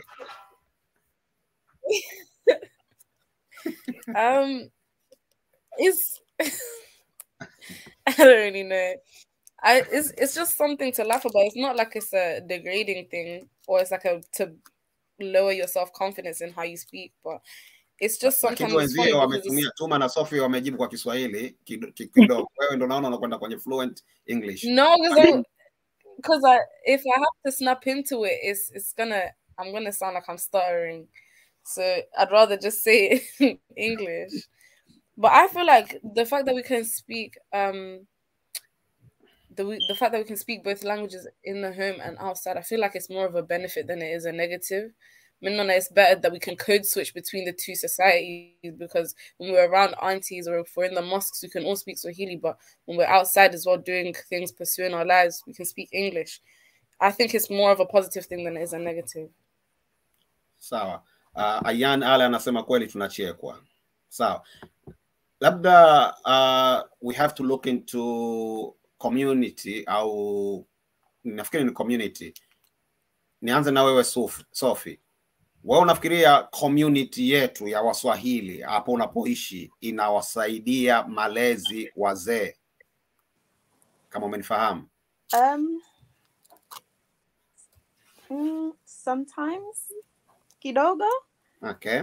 So if I'm looking at, just say, like my family, me najua mamangu, alhamdulillah, she's got so many, me now, like so many aunties who wananisaidia kunlea. So like I've got aunties Huku, I've got aunties in Leeds, aunties in Manchester, London, Glasgow, so many, alhamdulillah, where wanamsaidia mamangu, alafu wanamfahamisha mamangu if, say kama akikosea, when she's trying to raise me now as an adult and say kuwa a better adult, a better version of myself, they're there to help her, and vice versa. Like I know a lot of people, they come to my mum for her opinion, because she's known as someone who atakusaidia without judgment. But I feel like I can't speak on outside of my own little community that I've got, but I feel like sometimes from me looking outside, I feel like some aunties will look at, not just aunties and uncles too, I have a lot of uncles too, alhamdulillah, where they'll look at you and they'll be like, why is your mum raising you the way she is? And they won't understand that that's something that's we fostered together with our own community. Like, yes, I've got the Swahili community, but inside that Swahili community, we've got our own individual communities as well, where we've got specific aunties we know we can go to who are our safe spaces, and our uncles as well. I keep saying aunties, but all aunties and uncles too. Right. Toma. As a community as a whole, I'm just talking in general, Swahili community yetu naona iko broken in the sense of wazazi wengi, ma-auntie, ma-uncle that's supposed to be kutusaidia, wana this thing, especially now, wanasema watoto ya watu, instead of I've seen this mwanao mfanya hivi, utasikia tu wa watu wanamsema mtoto wa mtu, na hiyo ina break. That's why sana watoto siku hizi ya generation tukisikia manti hatutaki kwenda kwa sababu unajua manti fulani wanajulikana, my uncles pia, even some uncles do the wanapenda ku discuss others people's children. Hakuna mtu perfect, sio wazazi wetu, we're not perfect, our parents are not perfect. Sasa that's what's damaging our Swahili reputation. My auntie na my uncle, stop talking about watoto wa watu. Instead, go to that parent, mfahamishe, give her tips. Kwa sababu at the end of the day, hakuna mtu anataka mtoto wao au wanao waharibike. Sasa mnye mna discuss, it's not because of malezi. Sometimes maybe it is malezi, lakini yeye mwenye hajapata malezi au mamake na babake hajalelewa, so hajui what's the right way. So talk to each other, msaidiane, watoto wawe wazuri, to build our community, to grow and support each other. Lakini siku hizi we have the attitude kila mtu anajali mwanae tu, hajali mtoto mwenzake, and that's tarnishing Swahili, like our Swahili community, kwa sababu hatuna ile upendo na hotaki mwenzako afanikiwe. Unataka mwenzako, watu wanafurahia watoto wenzake wakiharibikiwa kuliko mtazame yule siku hizi yuko doctor, shiva anajisikia. It's not kujisikia. Of course unaweza kujisikia, like alhamdulillah nimelea mwanangu sasa hivi go doctor, whatever career, but you're humble about it. Lakini watu wakiona mtoto wako kafanikiwa wanakusema, mtoto yuko nje anakunywa anafanya kitu hatakiwi, mnasemana. So I feel like in our community as a whole is we need to help each other kuongea and how to move forward, not to discuss and to discuss other people, because at the end of the day nanye, because that cycle in a continue na tunazaa, and we need to break that cycle. The cycle needs to stop. Tuma, can I just add on to your point? Yeah, of course. You know how you were saying about a lot of parents want to say watoto with about other people's children. Yeah. 9 times out of 10, I feel like, I know my mom says this a lot, the reason why she will never talk about another person's child is because she never knows what we're doing, like her own children are doing. And I feel like wazazi wengine wana, they forget that. Yeah, other people forget. Yeah, they think their children are safe. Like in how are you? Yeah. The minute mtoto anaondoka out of that door, ukija kuambiwa kitu usikatae. Like unaweza kwenda hospitali.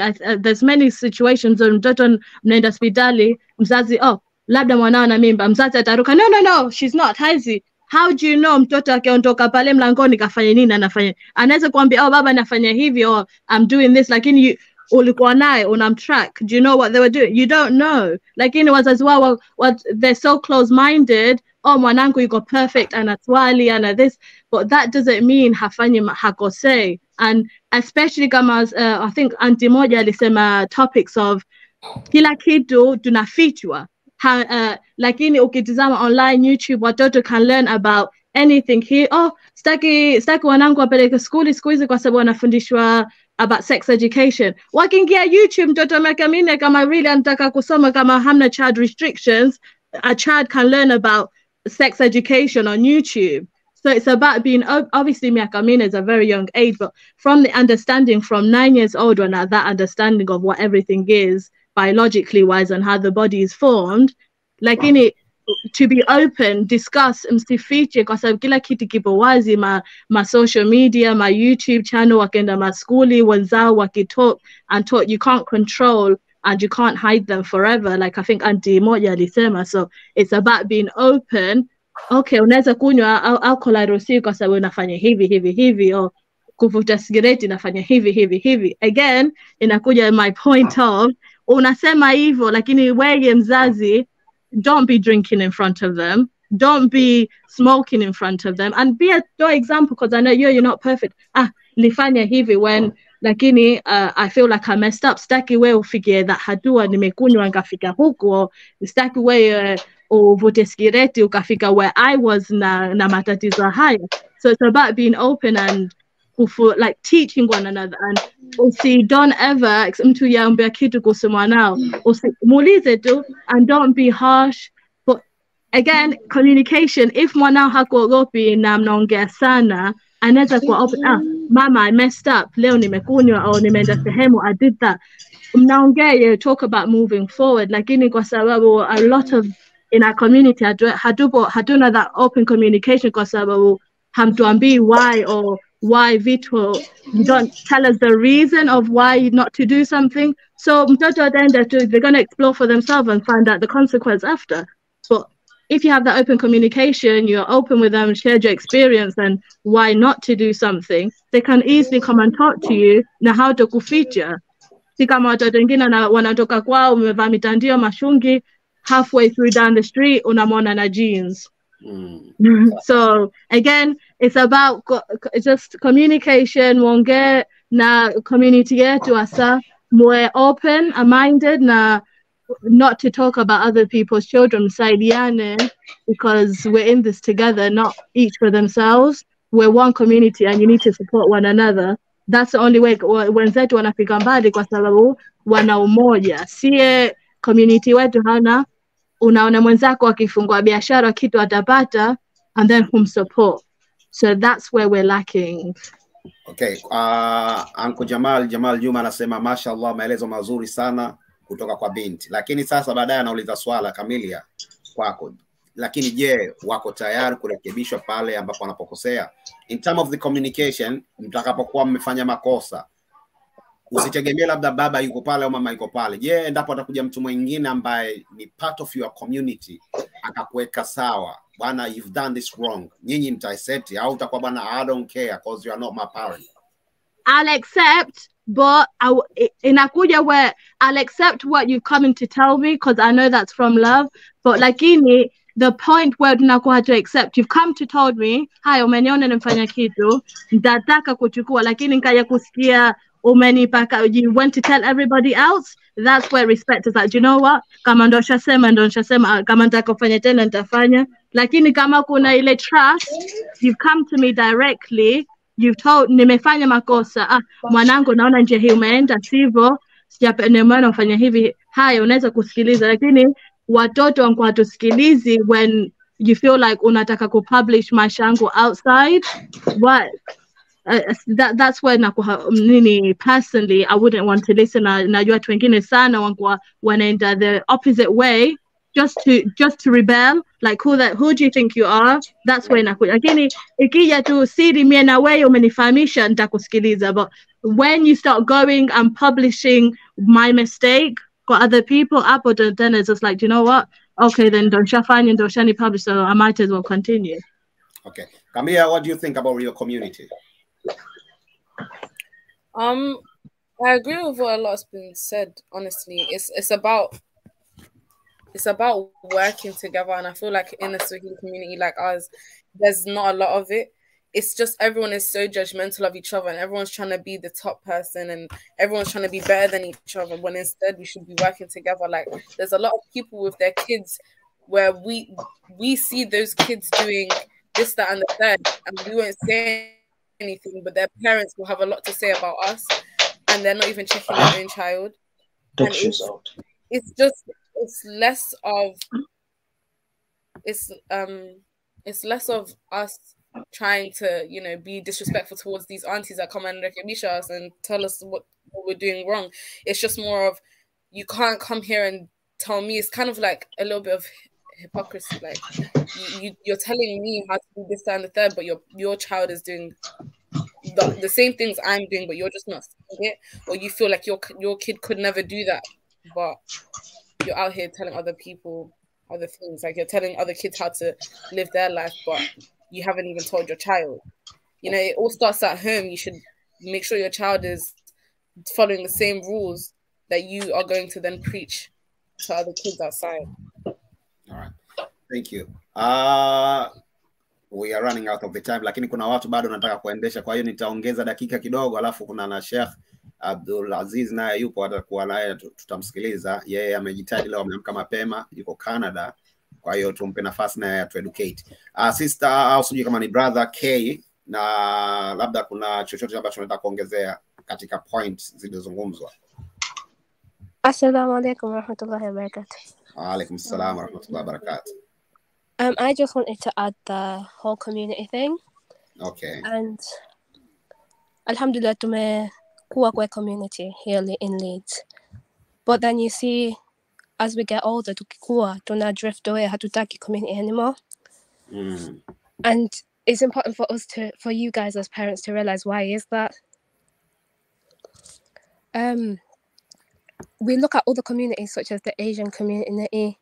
Unaona wanasaidiana, they come together, jobs, they help each other, all that, and we don't see this in the Swahili community. Instead, tunaona fitna, tunaona chuki tu, and that in itself builds that within us, because tunaona hatuna umoja. So why should we involve ourselves with people that don't want the best for us? That's when we start drifting away.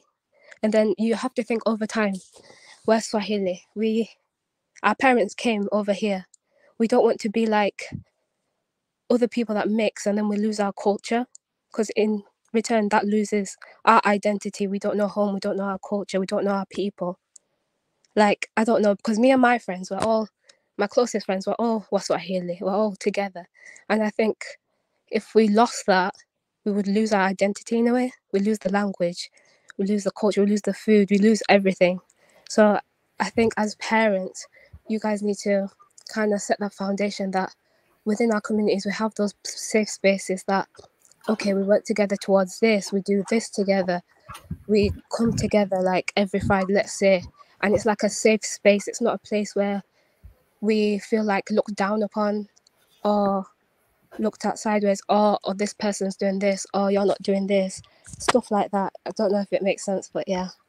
It does make sense. I think, you know, now nimefikiria kitu, which is probably next week, if you guys you will have to come back kwa ajili ya kipindi chengine. It has to be specialized katika masuala ya community, kwa sababu it sounds like community tumewatupa sana watoto wetu, kwa sababu mimi nitazungumzia hapa experience yetu Leicester community. Sisi watu wazima ambao tumekuja hapa tumejuana long time, mpaka sasa bado tumeshikana, lakini hatuwachukui watoto wetu tukawapeleka pamoja pale ambapo tunasema hii ni community center. Kwa hiyo nafikiri next week maybe we will discuss around with others and then we will just go through with that. Kama tutakubaliana tuwe tunakutana tena wiki ijayo kwa ajili ya kuzungumzia maisha katika community zetu. We are running out of the time. Labda nimpe kila mmoja dakika 2, alafu nimpe Sheikh naye atuambie yake. Ndio anze na Antiruki, labda yaliyozungumzwa mengi katika dakika zako 2, tusaidiane inshallah ili tufike kwa wakati. Nimeongeza tutamaliza 4:45 inshallah. Kama 25. Okay, inshallah. Salamu alaykum. Wa alaykum salam. Nimefurahi sana, nawapa shukrani vijana wetu kwa kutupa mawaidha, manake naweza kusema tumejifunza mengi, tunayajua waliyosema na mengine hatuyajui. Kwa hiyo tumejifunza, manake ni vizuri tunaona kuwa tunajifunza kutoka na watoto wetu, which ni kitu kizuri kwetu sisi as well.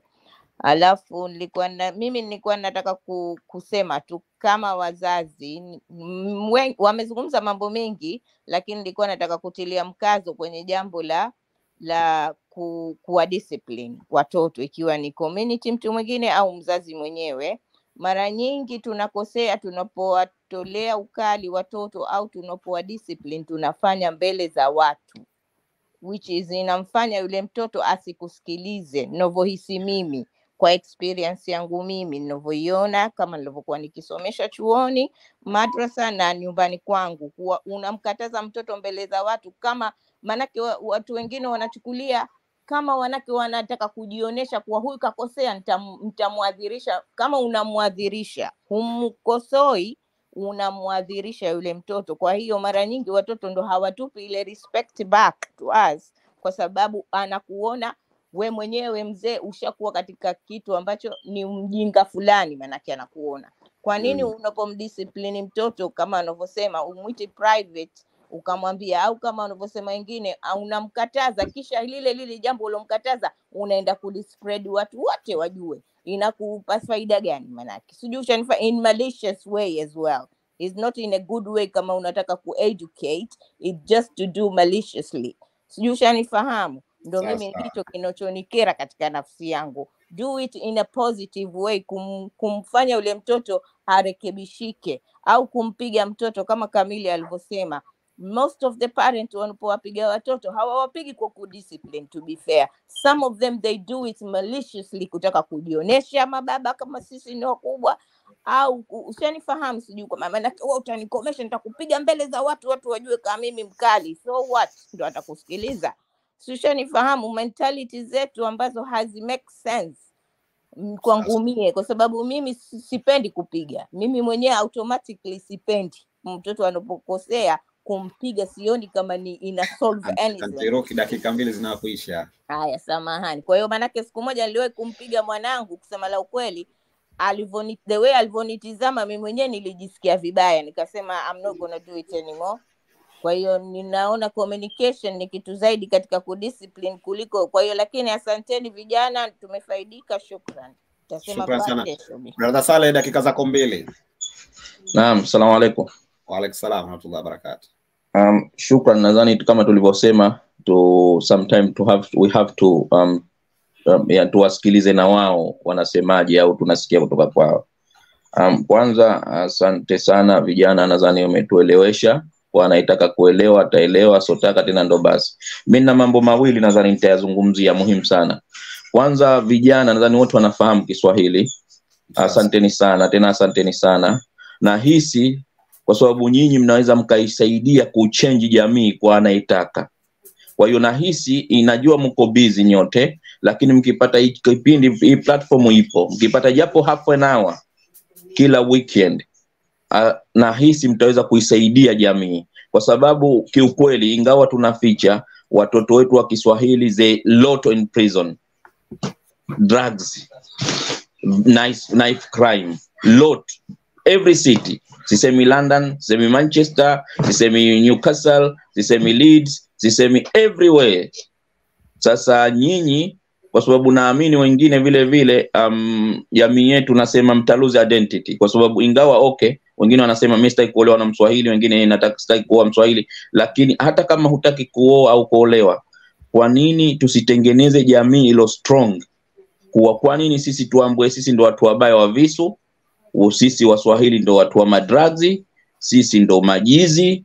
Kwa nini? Sasa sisi culture hii tumeipata wapi? Kwa hiyo nyinyi nahisi mtasaidia kuichange society kwa waliotaka, kwa sababu haya tuliyosikia hapa mengi kweli ndio yalokuwepo na mengi ambayo ndio tunayo majumbani kwetu. Kwa hiyo msichoke, ingawa najua mnasema wengi wenu mnasema hamtaki kuolewa na Waswahili kwa sababu mmeona tabia zetu sisi mababa kwenye majumba labda, au mmeona tabia za mama kwenye majumba.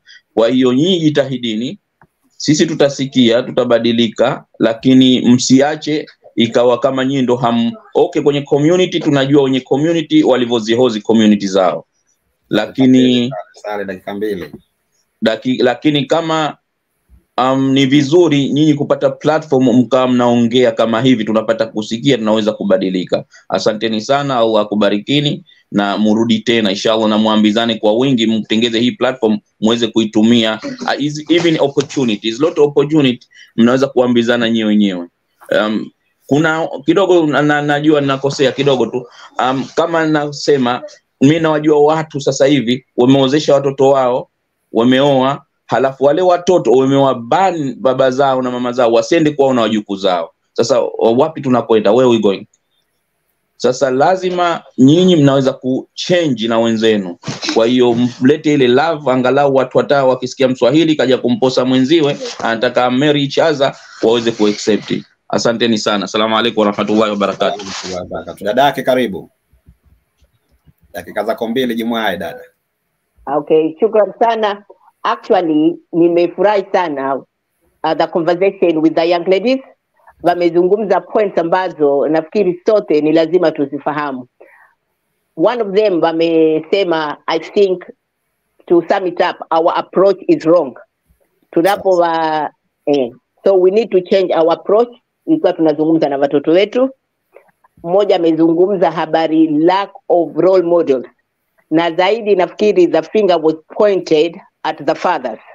Ndio maana brother Swaleh utanisame, pengine umezungumzia juu ya watoto wetu wengi wa kiume wako ndani ya magereza, ni kwa sababu hawana role models ndani ya nyumba. Wamefundishwa, they've been left outside, kwa hivyo wameingia kwenye gangs. Most of the time ukiangalia the psychological part, they are missing the fathers. Na ukiangalia alhamdulillah mpaka sasa watoto wengi wa kike alhamdulillah wako sana katika mstari mwema kwa sababu ya mamama ndani ya majumba. Tumeshikilia kamba sana kwa malezi, kwa mapenzi. Kwa hivyo pengine ndugu zangu wa kiume, turudini nyuma, tubakie ndani ya majumba, watoto wetu wa kiume waone mifano mema kutoka kwenu. Hii society tutaikomboa inshallah. Shukran sana dadake Bi Mwana Hawa, karibu.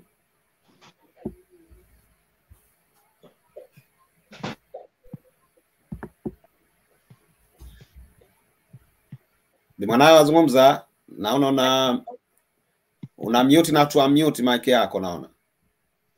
Okay. Umemute. Please. Endelea na kusikia. Omar, nakuja dakika moja tu. Haya. Hello, unanisikia? Tunakusikia Bi Mwana Hawa. Haya, kwa sababu huko haionyeshi mic kama iko on au iko off. Hapa waonekwa sasa. Naonekwa sasa, kwa hiyo na dada yangu hapa nampa nafasi azungumze na mimi nitasummarize just a few minutes. Sister Naima nini? Yeah. Mimi nimefurahi sana leo, watoto wamejieleza vizuri kwa kujiamini. Mimi nataka kuzungumza kwa ufupi pointi mbili. Kwanza, wamelalamika kwamba baba hawasupport vizuri watoto. hichi kitu mimi nimekubaliana nao. Malalamiko yao ni sahihi na tunatakiwa tubadilike, kwa sababu inaonekana kama ulezi wameachiwa zaidi mama. Mimi hasa nilivyozoea, marehemu baba alikuwa anatusapoti zaidi kuliko mama. Yaani kila kitu alikuwa anataka ukamweleze yeye, kuwa na shida hata kama umekorofishana, umemkasirikia mama, ukamweleze leo nimemkasirikia mama na mimi siku moja niliwahi kufanya hivi. Leo nimemkasirikia mama kanifanya hivi kanifanya hivi. Kwa hiyo support ya baba katika nyumba ina nguvu kuliko hiyo ya mama. Mama anafanya kila kitu, lakini baba support yake hata kila baada ya siku 2 tu kushirikiana na watoto, hiyo italeta change kubwa kwa watoto, na watoto watabadilika na tutapata watoto wazuri, kwa sababu wababa sio kama hawataki watoto, lakini wababa wamechukua nafasi kubwa kwenda kutafuta matumizi, kwenda kutafuta kazi, kutafuta hivi, mara kasafiri kwenda kushughulikia hichi na hichi na hichi, watoto wameachwa mama. Kwa hiyo wababa, mimi hapa nawaomba na watetea watoto wabadilike, wawe na muda na watoto ili hii jamii iweze kuwa nzuri. Pointi ya pili kwamba watoto wamelalamika kwamba wazee watoto wanapofanya jambo si zuri, wazee wanazungumza, wanatoa yale mambo kwenye pembeni, yani kwenye jamii, wanaenda kumzungumza mtoto. Hichi kitu mimi pia nawatetea watoto. Kusema kweli, nataka watoto wafahamu kwamba kumzungumza mtu akiwa hayupo, hata awe mtu mzima, sio sahihi. Haitakiwi kumzungumza mtu. Kama umeona jambo mtu kafanya sio zuri, unatakiwa hata mtu mzima ukamwambie, au mtume mtu useme kwamba ulichofanya wewe sio kizuri. Kwa hiyo hata watoto wanapokosea tunatakiwa tuzungumze nao. Sie tunaweza kuwazungumza kwa mtu mwingine pale tu tunapotaka ushauri. Tukitaka ushauri kwamba naenda kumshauri mzee third person kwamba mtoto wangu kafanya hivi nataka ushauri, hiyo ni sahihi. Lakini kumzungumza mtoto kwamba mimi mtoto wangu ana hivi, mimi mtoto au mtoto wa fulani ana hivi, hiyo si sahihi kabisa. Kwa hiyo hapa pia mimi nakubaliana nao watoto kwamba haifai kuwazungumza pembeni. Sawa. Haifai kuwazungumza pembeni, kwa hiyo tuwazungumze tukiwa pamoja na watoto, tusiseme pembeni, hiyo itakuwa sio sahihi. Na mimi nawaeleza rasmi watoto kwamba kumzungumza mtu yote akiwa hayupo kama story, hiyo sio sahihi. Salamu alaykum. Nampa Bi Mwana Hawa sasa. Sawa. Mimi nimalizie tu kwamba nimefurahi watoto kujieleza, na siku zote tulikuwa tunajiuliza kwa nini watoto wetu unakuta na kwenda kwa watoto wa Kisomali, sijui watoto wa makabila gani nini, lakini wao leo wameeleza wenyewe kwamba wazazi wetu tunataka wafahamu kwa nini hatutaki kuolewa na Waswahili wenzetu. Kwa hiyo mimi natoa wito kwa wazazi na watoto, hii klipu ya leo, hii YouTube ya leo tuirudie kuisikiliza ili sisi tupate mkakati mzuri wa kurekebisha malezi. Na pointi ya pili ni kwamba katika wazazi kuwa role model, hii ni muhimu sana, kwa sababu sisi kama tutasema tufanyeni hivi, lakini wao hawaoni sisi wazazi tukifanya, utakuwa sisi ni mfano mbaya sana. Kwa hiyo mimi naomba turekebishe malezi sote, ili kwa faida ya jamii yetu na watoto wetu na generation inayokuja. Asante sana. Single mama, dakika zako 2 tafadhali. Kisha share. Kwangu mimi kwanza nataka ni washukuru vijana kwa maoni yao na mitazamo yao, na kusema kweli naweza kusupport kwa kwenye community zetu sana. Yani tuko na tabia za kuwa very judgmental, tuna discriminate, yani hatuko ile loyal ya kusema kuwa mimi ninakwenda pengine kwa auntie au kwa uncle, kanikuta na tatizo atanisaidia, umenifahamu au atanambia kitu. No, tunapenda kuzungumza sana, too much talking, kiasi cha kwamba mtu unakaa saa nyingine unajiweka pembeni na watu. Ushanifahamu mimi naweza kusema nashukuru na namuomba Mwenyezi Mungu, yani watoto wetu wakuwe katika makuzi mema ya kujielewa, kwa sababu kwa sisi kama wazazi mambo mengi tunakaa tunafanya kimakosa pia. Lakini pia nataka nizungumzie kuhusu kama kumchapa mtoto. Kuna kitu kimezungumziwa kwa kumpiga mtoto mbele za watu inakuwa sio vizuri, lakini nategemea na circumstance. Ushanifahamu Kuna wakati mtoto anaweza akafanya kitu pengine uko town center, na kile kitu huwezi kusema kwa namsubiri mpaka nifike nyumbani, kwa sababu unaposema kwa unafika nyumbani, ina maana mtoto tayari ameshasahau lile kosa alilolifanya. Unatakiwa mtoto umpunish pale anapokosea. Ushanifahamu in psychological way. Sio lazima kumpiga, hata kuzungumza naye uhakikishe kwa unampa consequence. Pale pale unamwambia kwa hichi ulichokifanya I'm not accepting it, na hichi kitu sio kitu cha kukubalika. Ushanifahamu? Huna haja ya ku-exaggerate. Wazazi wengi wa Kiafrika tunapenda ku-exaggerate. Yaani ile kuonekana mbele za watu kwa mimi na shout more, na piga more, nafanya hivi more.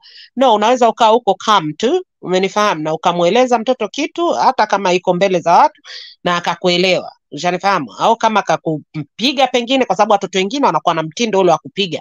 Kwa hivyo mtoto anaweza akakupiga wewe uko nje mbele za watu. Ina maana pale pale na wewe lazima ureact. Huwezi kusema kwa nitareact nitakapofika nyumbani, kwa sababu utakapofika nyumbani tayari yeye ameshasahau nini kafanya. Kwa hivyo inakuwa sio fair. Ushanifahamu? Sio fair kumpunish mtu ambaye ameshasahau nini alifanya. Kwa hivyo somehow, yani naweza nikasema kwa tunahitaji kubadilika, lakini pia punishment za kupiga mimi pia sikubaliani nazo. Ukipigwa sana unahisi kwa it's okay, naweza nikafanya chochote ninacho nini. Kwa hivyo piga, mchape mtoto pale inapokuwa necessary. Haina haja ya kukaa kumchapa kwa kila jambo analokosea. Kuna baadhi ya mambo ni mambo ya kukaa kuzungumza naye, kukaa kumwambia kwa hichi kitu akifaa, hichi kitu kina madhara haya na haya na haya na haya, na akakuelewa zaidi kuliko hata hivyo ukimpiga. Sawa. Singemama naona muda unapita. Samahani. Hii swala la kumpa mtoto kwa kupiga inabidi tuje kujalizungumza tena wakati mwingine. Sheikh Abdulaziz, tafadhali.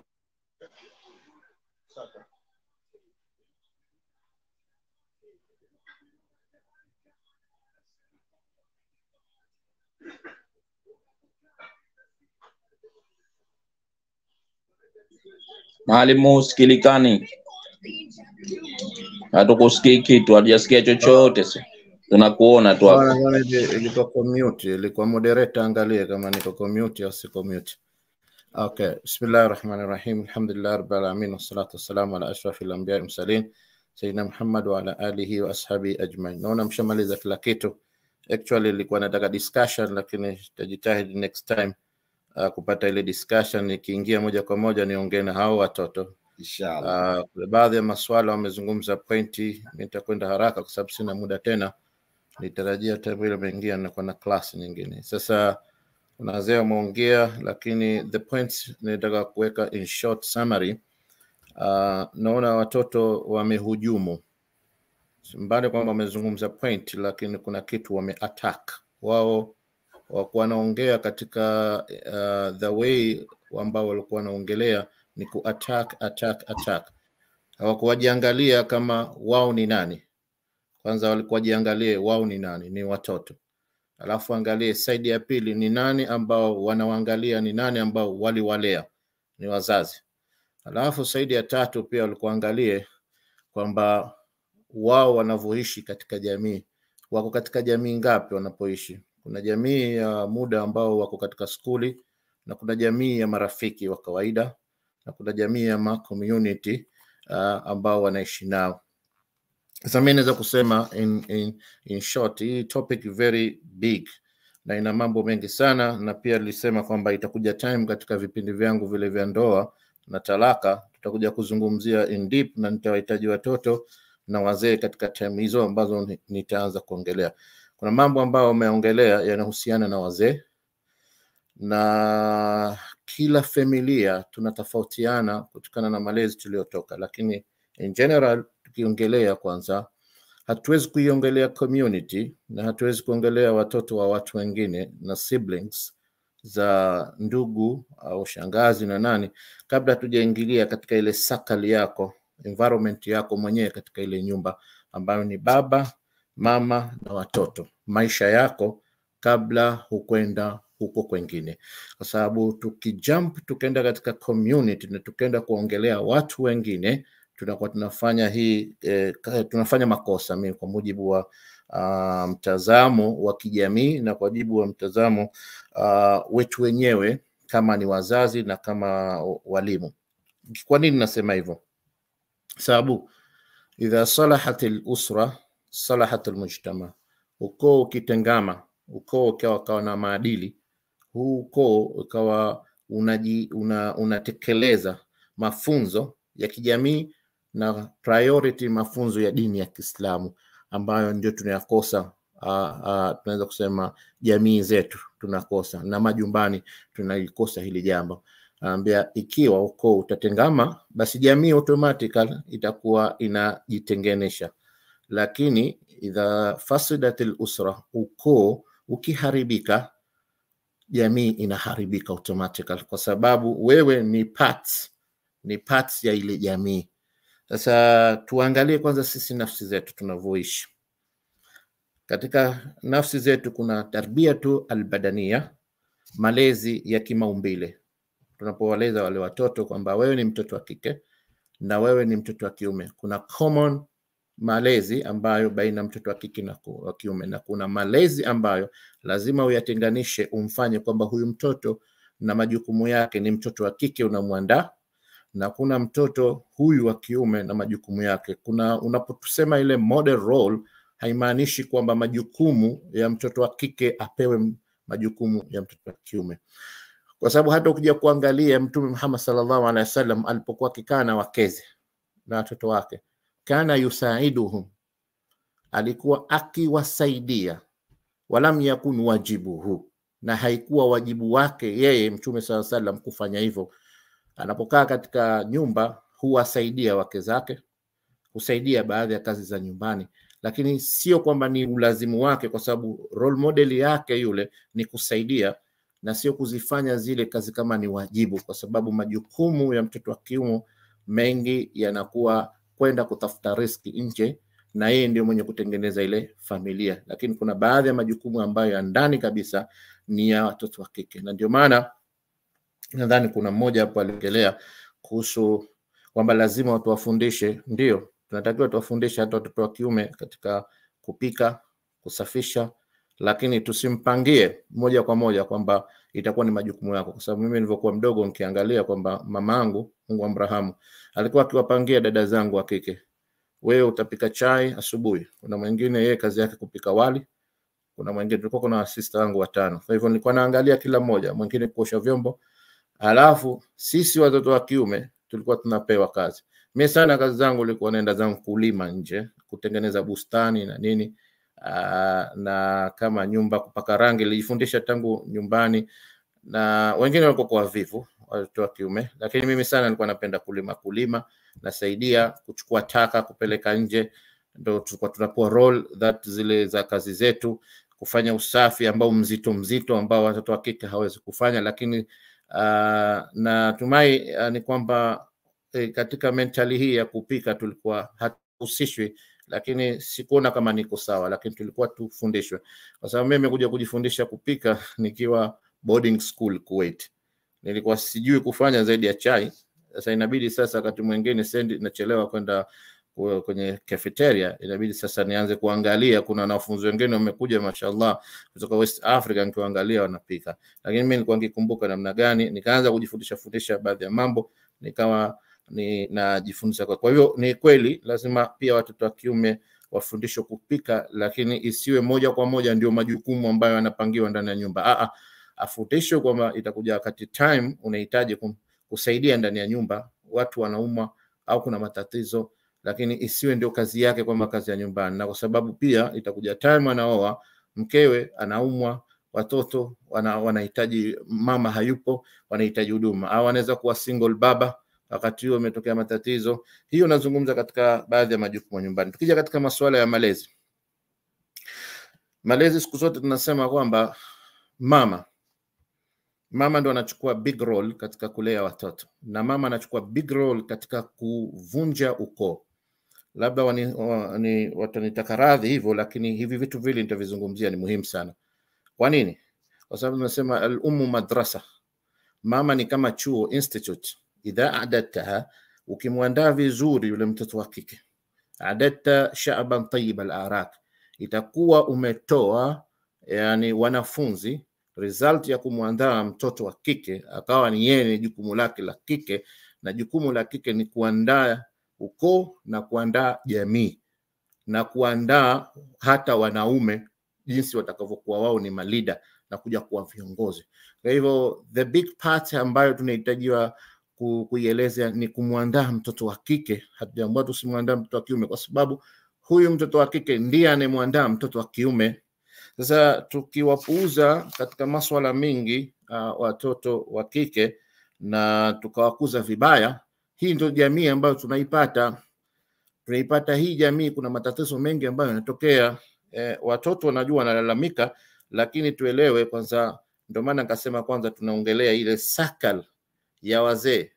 Na sakal ya wazee labda huenda wakasema shehe analaumu, no, majority mimi nasema, sisemi nisba kubwa, lakini naweza kusema 20% katika familia zetu wamama na kuwa ndio wanajitahidi sana na ni wazuri, lakini this time ni 8% wanaoharibu jamii ni kina mama.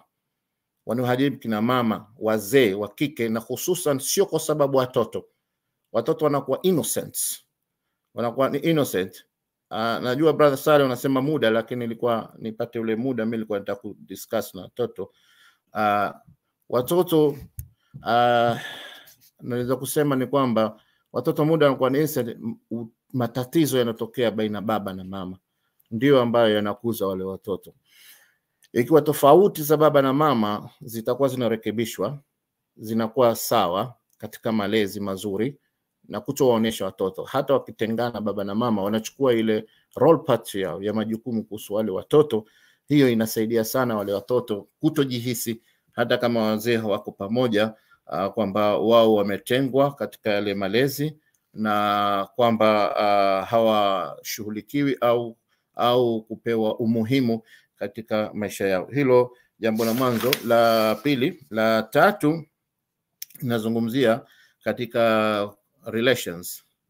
Katika relation ambazo nipe 3 minutes. Sababu umenipa muda mdogo sana na alikuwa watu washaongea, walikuwa mlipoingia tu ulikuwa unipe muda. Endelea, waje tulikuwa tumalize kipindi kwa sababu nimekupa muda. Meamka kwa sababu shehe na hiyo na mjibu Sale pembeni. Waendelea. Maana ana distract katika nini yangu sasa kuongea na kwa napotea katika lengo. Basi endelea. Muongea amekuacheni muda wenu. Sasa mimi una distract, itabidi niache. Na kwa maana nikiacha sitokuja tena time hiyo kwa sababu nimeamka kwa sababu yenu. Right, kwa sababu nipate kusaidia tu. Sasa niachie katika ile muda, nipe hiyo muda kuongea kwa sababu shan distract wapi na kwenda sasa. Nilikuwa naongea kwamba watoto wameongea swala zuri sana, na kuna wazee moja kuhusu disciplinary, discipline watoto. Exactly, ina mada ni kubwa sana. Mimi nilikuwa nataka kuongea wazee wajifundisha at-tarbiyatu an-nabawiyya, malezi ya Mtume Muhammad sallallahu alaihi wasallam. Kuna hata vitabu vimeongelea namna gani umlee mtoto wako katika malezi ya kitabia, kwa sababu kuna malezi ya kibadania, amesema ya kimwili, kimaumbile. Nishaelezea kwamba lazima utofautishe baina mwanamume mwanamke, kwa sababu kuna matatizo kama hayo mengine yalioengelea matabia kubadilika, kwamba wazee wa kike wanawapa roles za watoto wa kiume kama ni wanawake, halafu mpaka wanajikuta wale watoto baadaye wanarejea wanajiona kama wanawake, na hiyo ni matatizo sana, na kujichukulia majukumu, kwa sababu hata wakitengana inatakiwa sukumie zaidi majukumu ya mtoto wa kiume kwake yeye, kwa sababu sio wanawake wote wanaweza baada ya kushakuwa wakubwa watoto majukumu ya watoto wa kiume namna gani atakuwa, kwa sababu hiyo big patrols za watoto wa kiume na kwa maisha yao ni nje. Sasa kuhusu kumdiscipline mtoto, lazima tujifunde kwa Mtume Muhammad sallallahu alaihi wasallam. Ndio kuna wazee wetu walikuwa wanachukua ukali zaidi tulipokuwa wadogo, na wazee wetu wakipigwa, sisi hawa watoto wanalalamika nini? Nishapigwa mpaka nishatolewa damu ya ngozi kwa sababu sikwenda maulidini tu.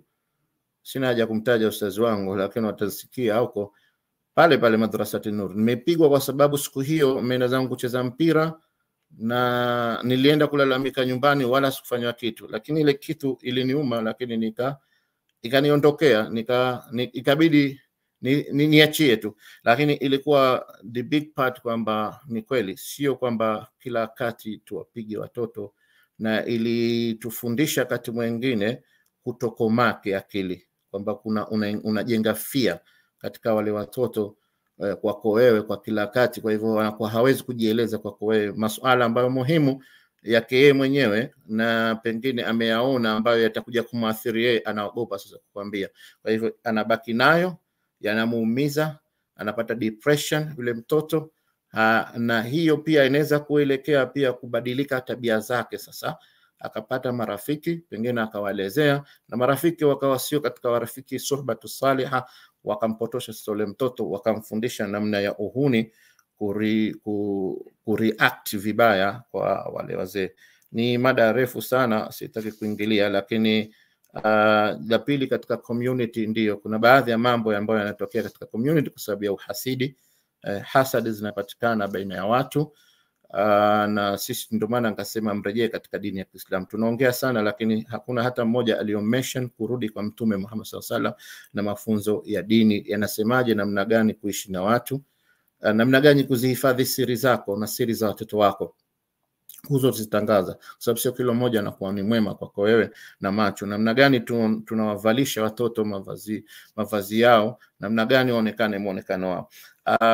Sisi wenyewe, na sasa nikasema wazee wa kike, kuna jana au juzi niliona katika mtu status huko UK, mnapenda sana mambo hususan masingle mama na wengine kusherekea zile pesa katika masala ya birthday na wakutoa watoto uchi, watoto wa kike. Ndio maana nikasema role part kubwa ya wazee, mjiangalie sana katika masuala haya. Tunapenda kuwatia katika ufahari watoto na kuwaonesha katika Facebook, Instagram na hale. Watu wanaona, wanatia uhasidi katika macho yao, na pia mnapoteza pesa na maadili sio mazuri, kwa sababu mnachanganya maadili yenu ya Kiislamu na maadili sio kwa Kiislamu ambayo si lazima. Kwa hivyo na hiyo tuchunge na tuwe na connection na familia kwa uzuri, kwa sababu kuna baadhi ya wazee wakisha kufika katika nchi hizi wanakuwa hawa connect watoto wao na familia zao, either the upande wa baba au upande wa mama, na hususan inapotokea matatizo baina mke na mume, mnakuwa sasa vita, na wengine wanachukulia hasira, na utakuta ni katika masuala mingi ya matatizo niliyaona, pande ya wanawake sana wanachukulia hasira sana, emotional zao zinakuwa zaidi za kufanya nini, visasi kwa wale wenza wao. Kwa hivyo vile visasi vyao kwa ajili ya wale wenza wao vinaangukia watoto ambao ni innocent. Sasa na watoto ikiwa hawajakuzwa uzuri ile akili yao, wanaweza kuwa bias, wanaweza wakati wa fitna na mama wakamtilia sumu, wamchukie baba na upande wa wazee wao wa baba, na baba anapopata nafasi na yeye akashajua pale, kwa hivyo ana retile, anafanya retaliation, anafanya vile vile. Sasa yule ambaye alikuwa mwerevu, ameleleka katika madini ya funzo ya dini ya Kiislamu, na akaeleza hata ikiwa upande mmoja unafanya vile, anamfunza yule mtoto kwamba hivi sio sahihi, na hata kama mzee wako anafanya hivyo, kwa hivyo wewe mnasihi mzee wako, Mwenyezi Mungu anasema hivi, Mtume Muhammad sallallahu alaihi wasallam anasema hivi, na hivi ndio Uislamu tunavyotakiwa, na tunapokuwa tuna matatizo tunatakiwa tuyaelekeze hivi na hivi na hivi. Kwa hivyo relation ya kiukoo ni nzuri sana na muhimu sana. Ya mwisho ambayo namalizia, siblings na marafiki kule nje, watoto wanapokutana nao, na hii ishaelezwa katika hadithi ya Mtume sallallahu alaihi wasallam, suhbatu saliha. Mfano wa mtu kuchagua rafiki ni ikiwa rafiki mzuri ni sawa na kama umeingia katika ba'il utur, mwenye kuuza nini, perfume. Ukiingia katika duka la perfume, yule mtu hata kama wewe huna tabia njema lakini unataka kuiga, basi ukikaa na yule mtu mwema na wewe utahesabika kama katika watu mwema. Na yule ambayo majlisu jalisi su, kwenda kuchagua marafiki sio wazuri, ni sawa kama yule nafiqil kir, yule muhunzi anayetengeneza vyuma. Ukiingia kwake pale kwa sababu ya jasho na ile ni tafu, anakuwa hanuki harufu nzuri. Kwa hivyo wewe ukiingia ukitoka tutanukia kama hii. Anakusudia Mtume sallallahu alaihi wasallam kwamba ukikaa na wavuta bangi utaambiwa na wewe mvuta bangi hata kama huvuti. Ukikaa na wavuta unga na wewe utaingizwa katika kundi la wavuta unga na wauza unga hata kwa. Sasa pia katika yote tunayoongezea, natakiwa jamii, skuli, vyuoni na humo ndani ya majumba, kwamba tutekeleze Uislamu katika nafsi zetu. Tusome sira ya Mtume Muhammad sallallahu alaihi wasallam theory, na jambo la pili tuitekeleze, na tukipata yale mafunzo ndio tuyatekeleze taratibu. katika nafsi zetu na watoto wetu, na mostly ni kwamba tuwe tunajaribu kuweka solving kuliko ku-attack mambo ambayo yanatokea. Assalamu alaykum warahmatullahi wabarakatuh. Alaikum salam wa rahmatullahi ta'ala wabarakatuh. Tumekwenda muda wa kupitisha. Kwanza natoa shukrani sana kwa kila mmoja aliyekuwemo. Shukrani kwa Kutuma, Kamilia, Antiruki, dada yake, shukrani kwa single mama, shukrani kwa Sheikh, shukrani kwa Biwana Hawa, shukrani kwa sijui kama ni bibi, yani K, tutasema hiyo shukrani K, brother Sale, najua tutakutana tena kwenye baada ya saa 11. Sofi vile vile shukrani zako. Mimi naona kwa leo tuishie hapa, isipokuwa tu Sheikh tupe dua kabla hatujafunga kipindi chetu. Tutakutana tena Jumapili ijayo. Tafadhali Sheikh.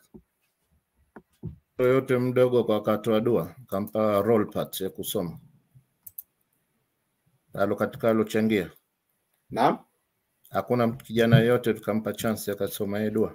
Vijana wote waliokuwepo ni wa kike. Bora wewe Sheikh, hamna kijana wa kiume. Hata kama wa kike wana matatizo gani kusoma dua? Maalim dua hiyo dua maalim. Upe dua Sheikh. Sasa ndio unatakiwa umeleta watoto, si maana yake ni kipindi tuma tupe dua tuma. Mpe tuma. Mashaallah. Tuma hajapata dua zako siku nyingi, tuma tupe dua inshallah. Tupo umechaguliwa wewe.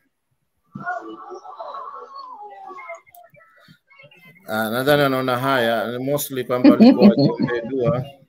Amekubali au tuanze tufunge? Piga tu Maalim. Vijana wanaona haya, wenyewe wanasema mapema wanaona haya. Bismillahirrahmanirrahim. Alhamdulillahi rabbil alamin. Wassalatu wassalamu ala ashrafil anbiya'i wa sayyidina Muhammad wa ala alihi wa sahbihi ajma'in. Sauti kwa kidogo. Yake kon. Okay. اللهم وفقنا لما تحبه وترضاه. اللهم أصلح شؤوننا في بيوتنا يا رب العالمين. اللهم أصلح شؤوننا في بيوتنا يا رب العالمين. اللهم أصلح شؤوننا في بيوتنا يا رب العالمين. اللهم ألف بين قلوبنا. اللهم ألف بين قلوبنا وألف بين أمتنا ووحدة أمتنا يا رب العالمين. اللهم وفق أبناءنا وبناتنا لما تحبه وترضاه يا رب العالمين. اللهم كما حسنت خلقهم فأحسن أخلاقهم يا رب العالمين. اللهم كما حسنت خلقهم فأحسن أخلاقهم يا رب العالمين. ووفقهم فيما تحبه وترضاه. اللهم فقههم في الدين وعلمهم التأويل والتفاسير وارزقهم اتباع سنة نبيك محمد صلى الله عليه وسلم.